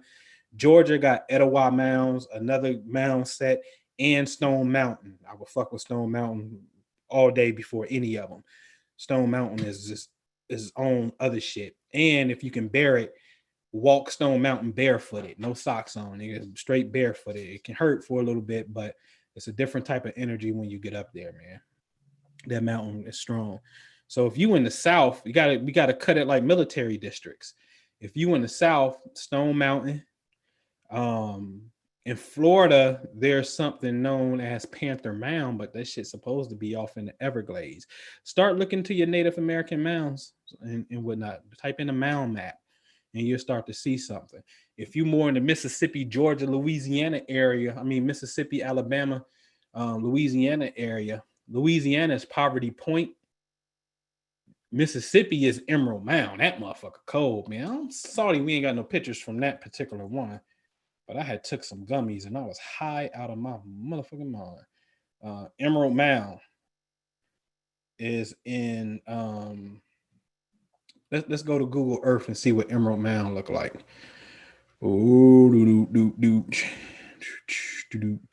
Let's see. Emerald Mound in Mississippi. Alabama has the there's a mound group there. Give me a minute. I'm gonna show you what that is. Emerald Mound, Mississippi.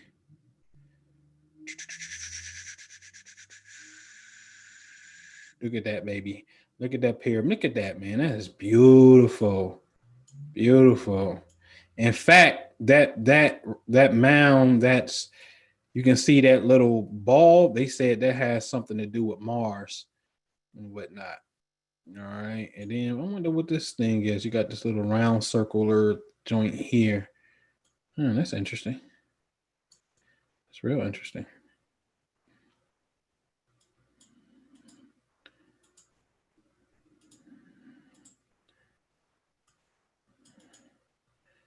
That's very interesting.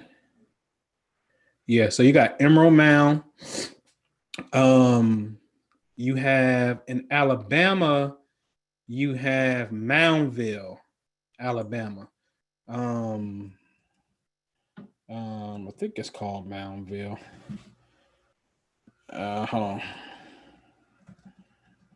And it sits on the Black River, Black Warrior River or Black River. It may be the Black Warrior River. Okay, so you got all these mound sites over here. Black Warrior River. See that come on, man.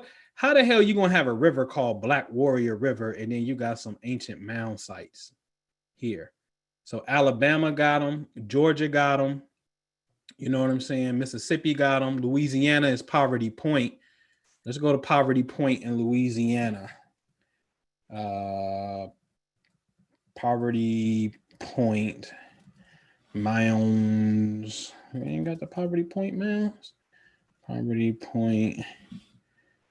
This is me right here.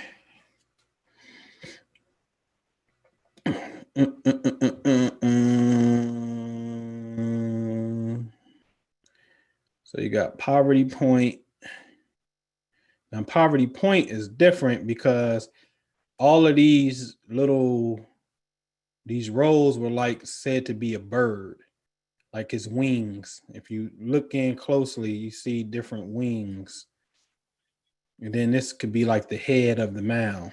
You see what I'm saying? The head of the wings. And then it was on the river. It was another mound up the river some, but a farmer owns it and you don't have access to it. But in Louisiana, it's Poverty Point. If you come back up towards the Missouri area, you have, or Illinois, you're going to have Cahokia, which is the biggest mound group there is all day. I got to put it in. Where is it at? I wonder if you can kind of spot it. Let me see.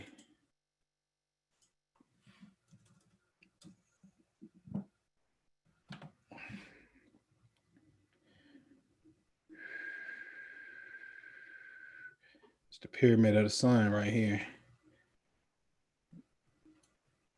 See it? See it? Big, big, big, big.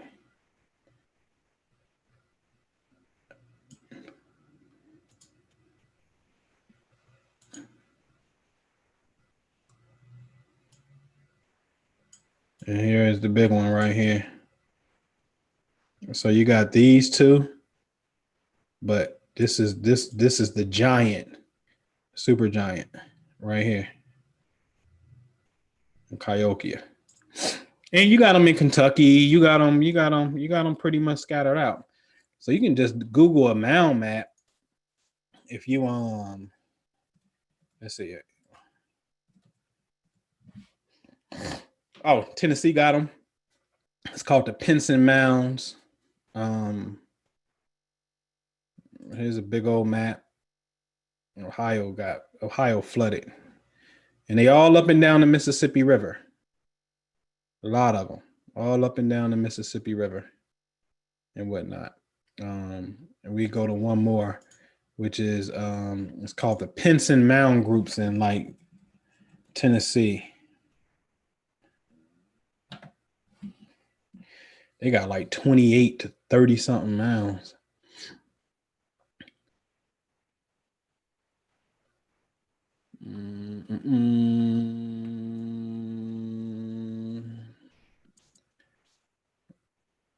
Where they at? What's Saul's mound at? That big old mound. That's the building. That's the entrance, but that's big. And they all back through this forest, man. It's a whole bunch of them, little ones, but it's a big one called Saul's Mound. I wonder if that'll pop up.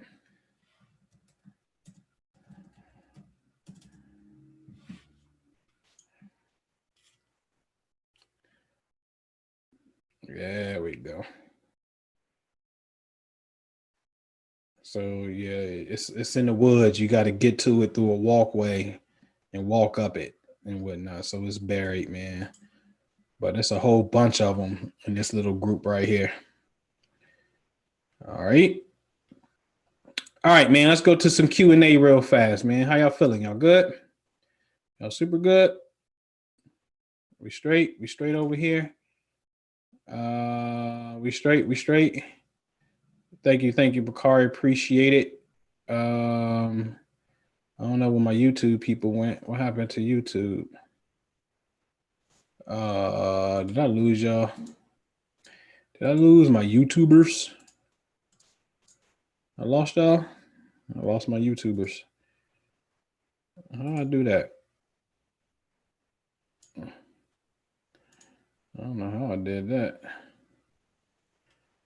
How did I lose my YouTubers? I lost my YouTubers?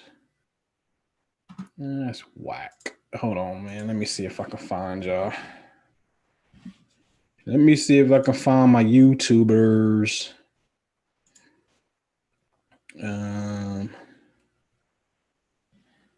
YouTube.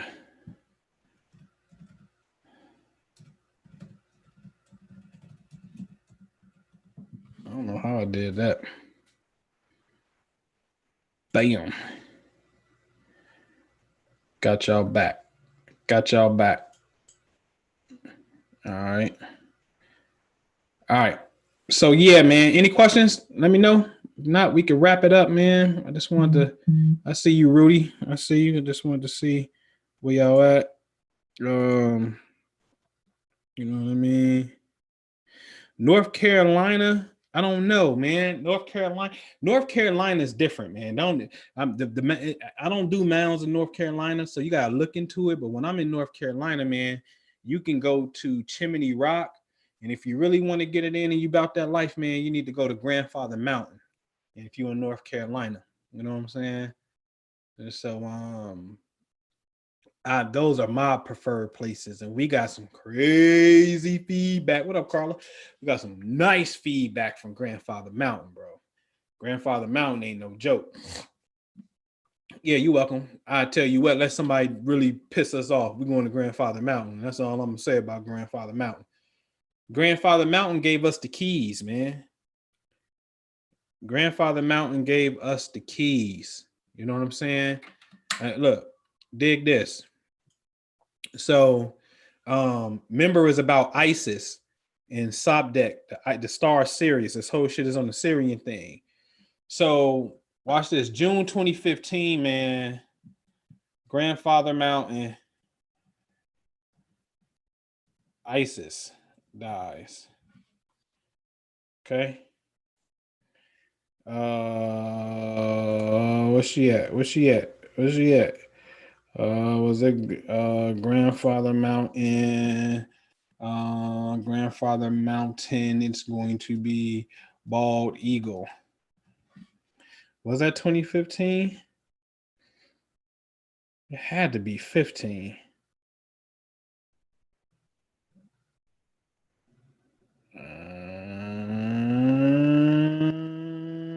Hold on. You're going to make me look like I'm crazy. Hold on. Grandfather Mountain Eagle Isis. Ha. You stop playing with me, man. It was June 27th. Yeah. So this was June 27th. And you know, we was there on the we was there June 21st, 22nd doing our thing, you know what I'm saying? And you know, a couple days later, man, they said Isis had passed away, you know what I'm saying? And this is interesting, man, because Isis came to Grandfather Mountain March 22nd. What's March 22nd? The spring equinox. When do we go to these very same places? Spring equinox, summer solstice, fall equinox. So she gets out of there shortly after the summer solstice, but she came on the spring equinox. So the feedback was easy. Like the Isis, the eagle is the emblem from the United States. So that's the staff. I have wrote about this years ago. I wrote about this shit in 2012. I can pull up a blog right now that I wrote in 2012 dealing with the dealing with Isis. You know what I'm saying? If you type in my astrology coach, let's see, the eagle. I may have a blog. Look at that shit, man. myastrologycoach.com. The eagle. No, that's no. That's that, not that one. We got another one. That one's is that's Tanika's article. What was it called? I could have swore I called it the eagle.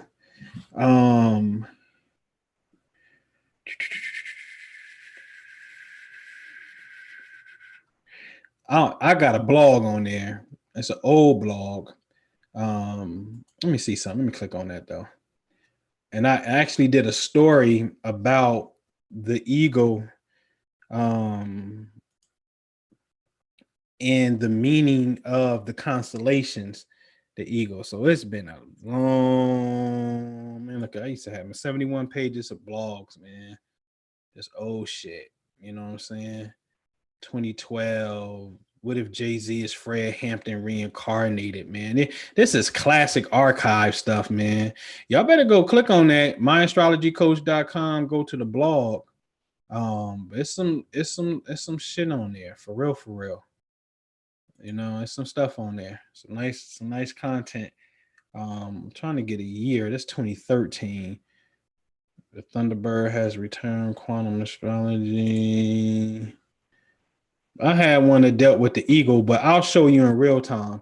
The eagle is a constellation that deals with Aquila. All right. Uh-oh. Stop that. Where you at? I gotta find it.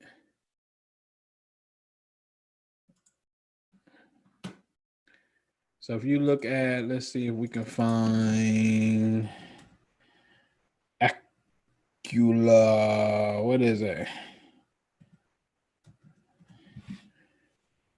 Bing. Right here. Okay. And so it was a movie that had came out called The Eagle. If I ain't mistaken, I think it's called The Eagle.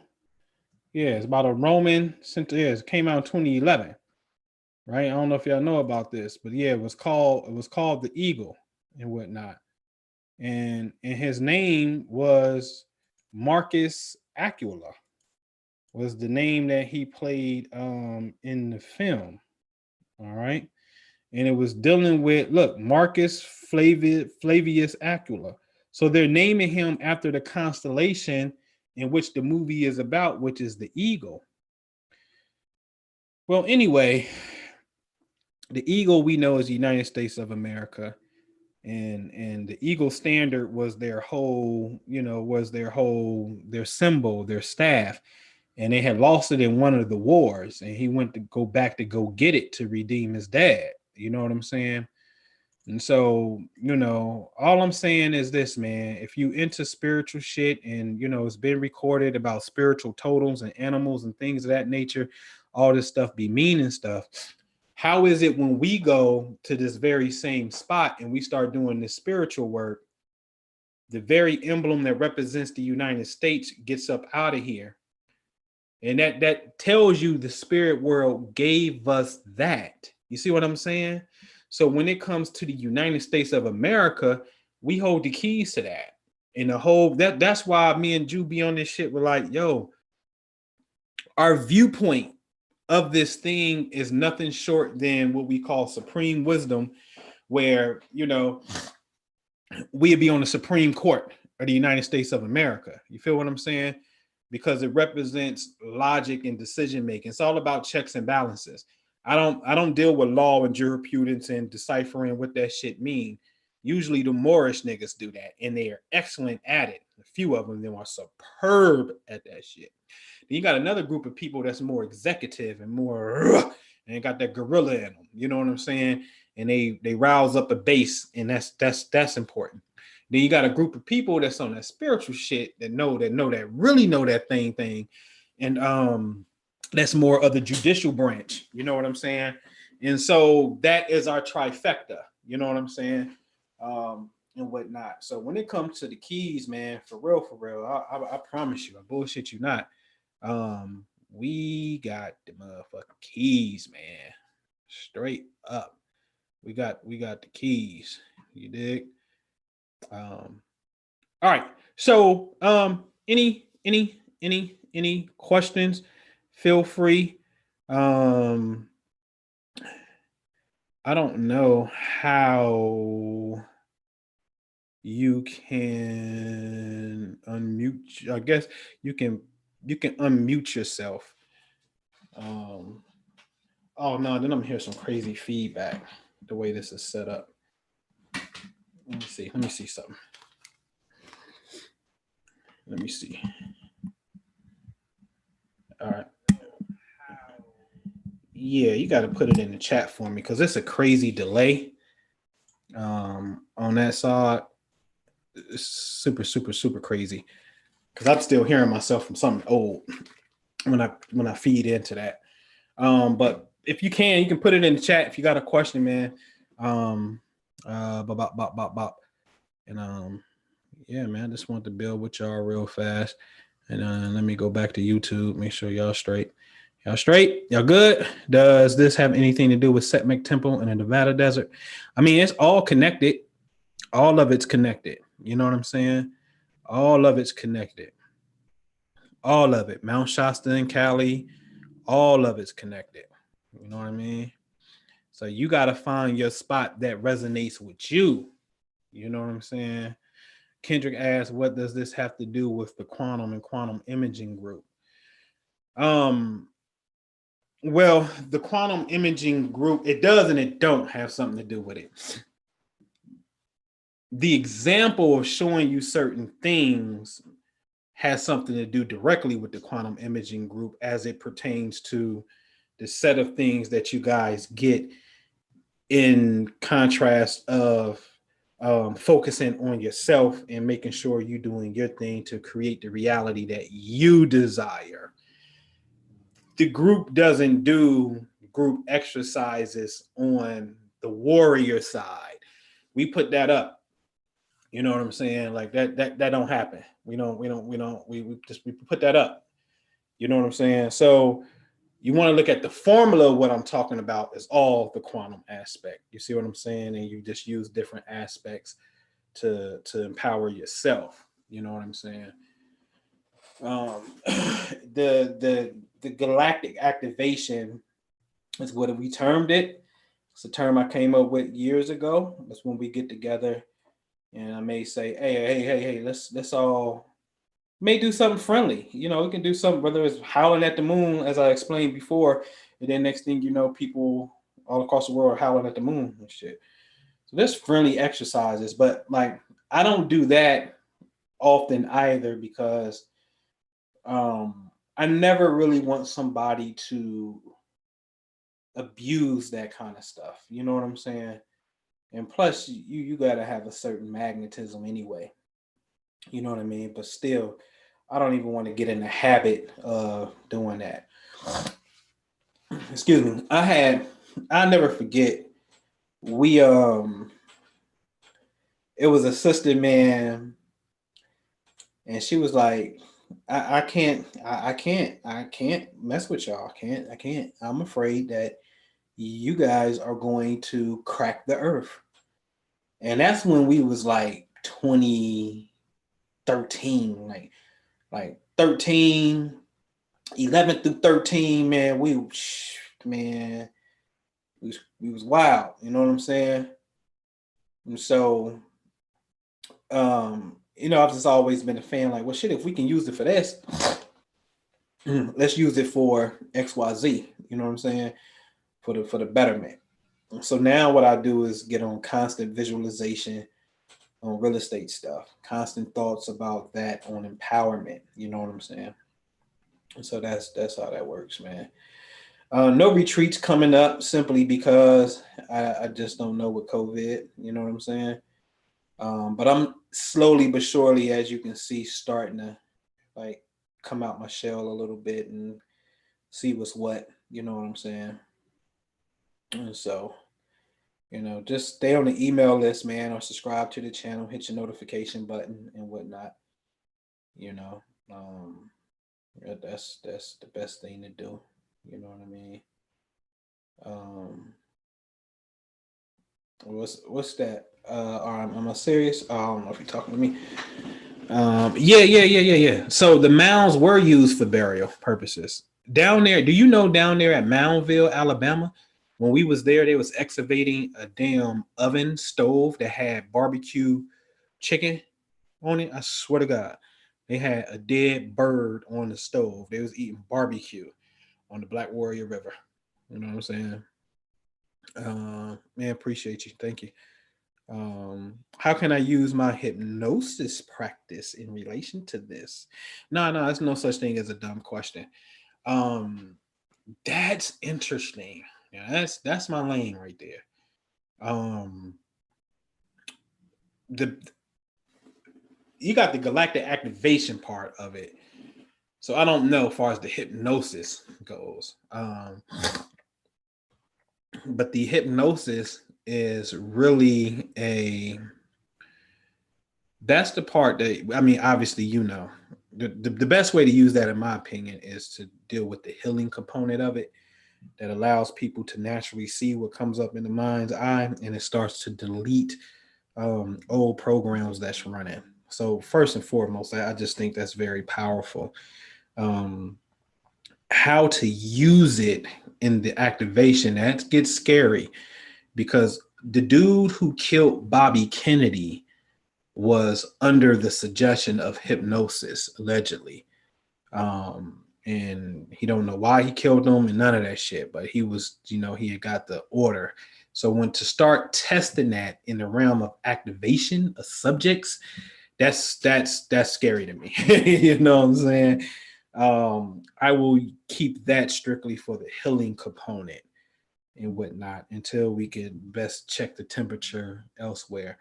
How it could be used, you know what I mean? But that's on some, we scientists in a laboratory somewhere, you know what I'm saying? Like really getting it in. What is the best thing to do at Stone Mountain Park? Any words or meditation? Man, so it's all about what you feel at the time, because that feeling is the chief paramount thought. Thought produces feeling. So a feeling is a reflection of thought. And whether it could be money, it could be family, it can be healing, it's anything you want to. We use these spots for different intentions. So it's whatever has your chief, it's just the biggest thing on your mind. That's what you want to manifest, and that's what you go there to do, and use that energy for that. I like Stone Mountain, me personally. When I start dealing with Confederates, I go there, because I've showed on several occasions, we get instant feedback that has to do with the Confederate symbols on the mountain. Every time we go, all of a sudden, a petition surfaces to move them as soon as we leave, every single time. You know what I'm saying? Or the Confederate flag come up missing the day we get there. You know what I'm saying? Or it was clouds on the mountain, and then we do what's known as a vanishing rite, and then the clouds disappear. And I got pictures of that. You know what I'm saying? So for me, when I go to Stone Mountain, I'm going to do battle. You know what I'm saying? It's wartime for me. You know what I'm saying? I've put some work in over there, but that's me. You know what I'm saying? So you got to go with what you feel, because that's the ultimate truth anyway. You know what I'm saying? Yeah. So you gotta, I got the book right there. I always say the work of Dr. Brian Weiss in that field of hypnosis is dope. You know what I'm saying? It's instant healing, and you don't have to mantra, you don't have to visualize, you don't have to do constant visualization. It ain't no 21, 28 days of constant shit. It's instantaneously if you can tap into the subconscious mind through one of those sessions. You know what I'm saying? So that's why I'm a big champion of Dr. Brian Weiss' work. Yeah, you've been at Stone Mountain one time and the atmosphere stuck with my soul. Yeah. Me too. Like one time I went, man, I came back to Philly. I was smiling for 3 days straight. Like I was just like, it done something to me. You know what I mean? So that's dope. Um, yeah. Yeah. Let me see where my people at over here. Y'all good over here? Yeah, y'all good over here on the Zoom? Y'all good? Okay. All right. Okay, royalty. I see you. I see your royalty in the building. Uh-oh. Y'all good? Okay. So anything else? Anything on your mind? Anything y'all want to kick it on? Thank you for coming through on the flash notice, man. Cyron 19, thank you for kicking that off. You know what I'm saying? Appreciate it. You know what I mean? Just wanted to go in that particular bag and show you the work, man. You know, 2024 is going to be amazing. I hope Trump wins because I don't see people get a false sense of victory and go to sleep if Biden wins. So I want Trump to win just because, not solely because, but one of the main reasons is because he's agitated change to take place. You know what I'm saying? So I just appreciate him being the agent for that. The moment Biden wins, people think that they got some type of victory and it lumbers them back to sleep. And I don't want that, you know, I hope that doesn't happen. But either way it goes, always to the greater good. You know what I'm saying? Because the truth of the matter is, man, they politics, I ain't never seen it really trickle down to the hood anyway. You know what I'm saying? I'm just now starting to see on some real estate stuff, you know what I'm saying, how this game is played, you know what I mean? But anyway, 2024, if Trump wins, it seems like the next 4 years will just be some more agitation, which creates the catalyst for the 2024 American Eclipse to create the change, you know what I'm saying? But even if again Biden wins, the democracy aspect, the Democrats aspects is they are eroding government so rapidly anyway. You know what I'm saying? Whether it be, you know, hey little girl, you can say you're a little boy you can say you can little girl. I'm not saying you can not do those things, but I'm just saying for identification purposes and bathroom purposes and things of that nature, they do things that allow society to just hurry up and rampantly, you know what I mean, fall. You know what I mean? So I'm just looking at the fall, you know what I mean? So either way it go, it's going to happen. So that allows us to have a position of neutral and build what it is we want to build. You know what I'm saying? And so into it, man. For sure. Absolutely. You're welcome. I found Pharaoh Ptolemy in the Savior. Oh, that's dope. No, I'm not familiar with Pharaoh Ptolemy. Not off rip. Nope. All right. I'm doing a pop-up webinar. I think it's going to be private though. For those who wanted in my wealth club, sharing some marketing strategies that I've used. Like right now we have 1, 2, 3, 4, 5, 6, like 6 properties going into contract. Some are already in contract. Actually 7 with that one. You heard me in the beginning of this call, a guy was on and we was talking about, you know, redoing the contract so we can make it happen and close next month. This is the most abundant time for me ever in real estate. Yeah, let's do the reading, Andrea. We can do it. Here, call me. You can call me when we get off. You know what I'm saying? Yeah, I'll drop my number in there. I'll give you the voice line. Bam. Yeah, call me as soon as we get off. So anyway, man, I'm just gonna show, some of the things that I'm doing, share. I'll be using my technology, which is my favorite technology, but I do postcards from my technology. I also do personal, can you see me? Personal letters. I do to reinforce postcards. I pay somebody to make phone calls for me as well and whatnot. And I had my son literally, I folded them, he had to stuff them. And then I got the stamps and he had to stamp them like, I guess work. You know what I'm saying? As with anything, it's work. You know what I mean? But I'm going to share just some marketing things that is working for me. And I just like sharing my success as I go along and whatnot. Make sure that I'm reaching back instantly. And so I'm gonna share my screen one final time so you can get a sneak peek into exactly. I don't know, man. I'm missing something. What am I missing? Oh, here we go.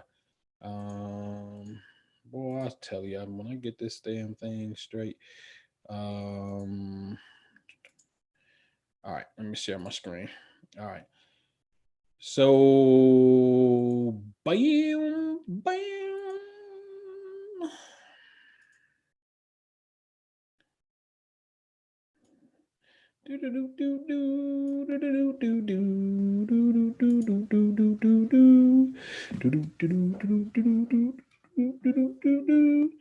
All right. So again, you can say I want to go to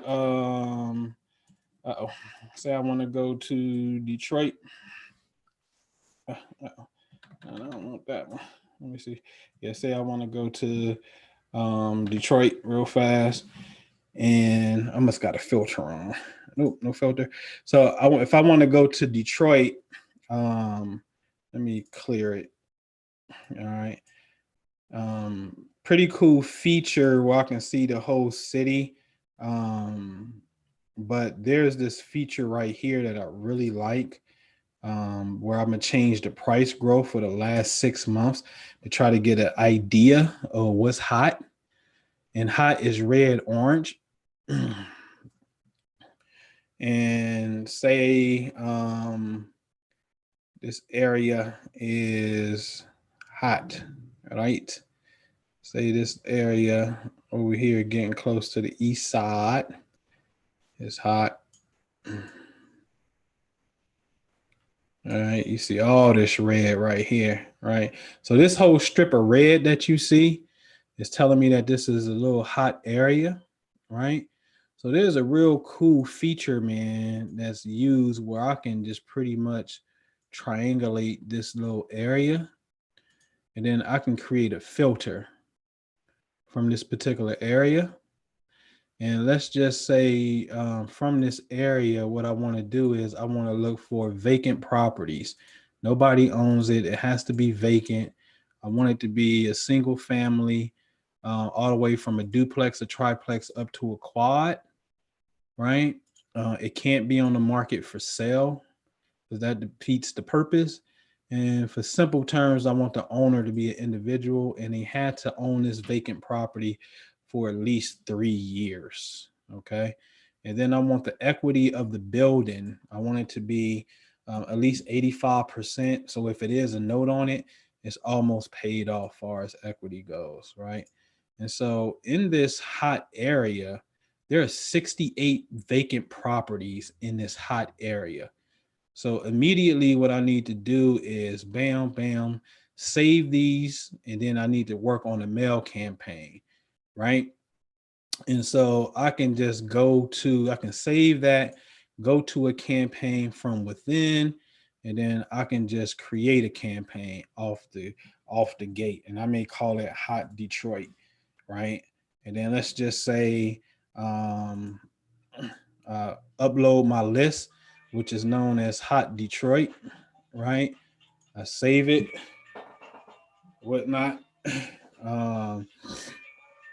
Go to my campaign dashboard, and I'm just gonna do a postcard thing, and I'm showing you the prices of what the postcards is, You can do the standard 4x25x6, or you can do the oversized, and they start anywhere from 78 cents to 58 cents. So it's totally up to you. Honestly, I go oversized because I want to stand out in my mail and whatnot. And then I'll just go with a template that I used before. You know what I'm saying? So these are all, and this is another cool feature is these are properties. These postcards right here that you see, I want to buy your house. Those are postcards that I sent from my app, being in front of a property, or I go on. I'm gonna show you something real fast, y'all. I promise I'm gonna show you something. So let's just say I wanna.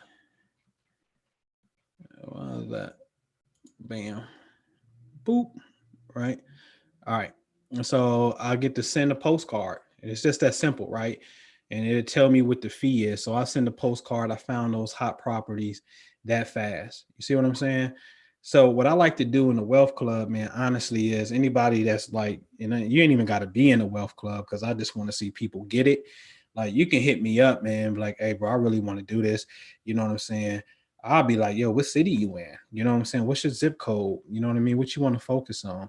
You want to focus on vacant homes. You want to focus on properties that, you know, the owner don't live there, but somebody lives there. So their landlord is called owner. It's called owner. I like high equity owner absentee. The property is paid off for the most part. It's high equity in it, and the owner is absent. They have a different mailing address than the property, but it's not vacant. So this tells me it's a landlord. So I like that list a lot. Send to them. There's another cool ass feature, man, that allows you to, in the filter process, you can target senior owners now. You know what I'm saying? And in the personal aspect on ownership info, I can go after people who got seniors who got more than 2 properties. And this is how you can find your buyers list too, right? Okay, who buying in this area? So remember, say this is a hot area that we looking in, right here, right? So what we can do is we can come to Detroit, and let's just say the whole city is hot, right? Because you saw I can go into any part of the city, right? So I can set up a filter that deals with cash buyers, right? Bam, cash buyers. Who are the cash buyers who do not occupy a property, right? It don't matter the status of the property, whether it's vacant or occupied, but I know they don't live there and whatnot. And let's say they purchasing single family homes and duplexes up to quads, right? And then also ownership info. Let's see if it's is it any individual in Detroit that has more than 3 properties in their name, and these properties are pretty much paid off in full, right? And bam, I get 12,000 people who have at least 3 properties in their name. So now I can rope it off to this area, as you saw, and I can just look for people in that area and start to contact them like, yo, I just bought this property in this area, man. You interested in it? You see what I'm saying? So this is how you can find you a buyer's list real fast by utilizing this technology. So one thing that I do, if I don't feel like going out in the field and driving for dollars, is I can go to Google Maps, right? And let's just say I type in Detroit, right? So let's just say we in Detroit, you know what I mean? We know that, you know, whatever street is popping, turn into satellite, right? And we just gonna drop the man somewhere, right? So now what I have done is I'll be on Google Maps driving, you know what I'm saying? And I'll be looking at properties, right? Just from this feature alone, right? So what's the street called? LeMay Street. All right, cool. So let's just say we like this property, 5656 LeMay Street, right? So then what I will do is I would do this. I'll do alt control print screen. I'm telling you how I got properties. I got a property right now, a guy signing a contract that I did this. I'm doing exactly what I'm showing you right here. I'm driving down the street on Google Maps, alt control print screen on the keyboard. I don't use Mac, so I don't know what it is for y'all. Alt control print screen. I paste the picture. Bam, right? I put it in paint. Swear to God, Lahi, right? Bam. And I do this, and then I just save it. Right. So maybe the address is, I don't know, 5656, whatever it was, right? So then I save it.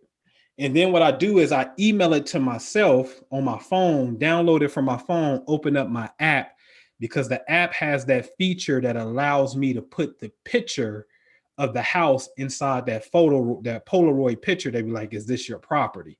And then I send it from my app. I've got a phone call from doing this, from going down the street on Google Maps. It looked like I'm in front of their house and I'm not. So I'm using technology to save my gas. You see this? See this? I would look at that roof. Look at the roof. This is perfect. This is a perfect house to go after. And this was last year. Image was captured June 2019. So I see that roof, and I'm telling you, when I hit the block, I'm really looking at the roof condition and I'm looking at the windows, and that'll tell me, look at this roof. This roof is shot out too. So both of these properties, you know what I'm saying? I would target these properties and send them a postcard. You know what I'm saying? Just by using Google Maps. You know what I mean? Real story, just like that, as my man Gilly would say, right? All right. My problem is figuring out what to offer on a deal with the ARV. You know what I'm saying? So no, that's easy. And so the ARV, we can, like, this feature allows you to do that too.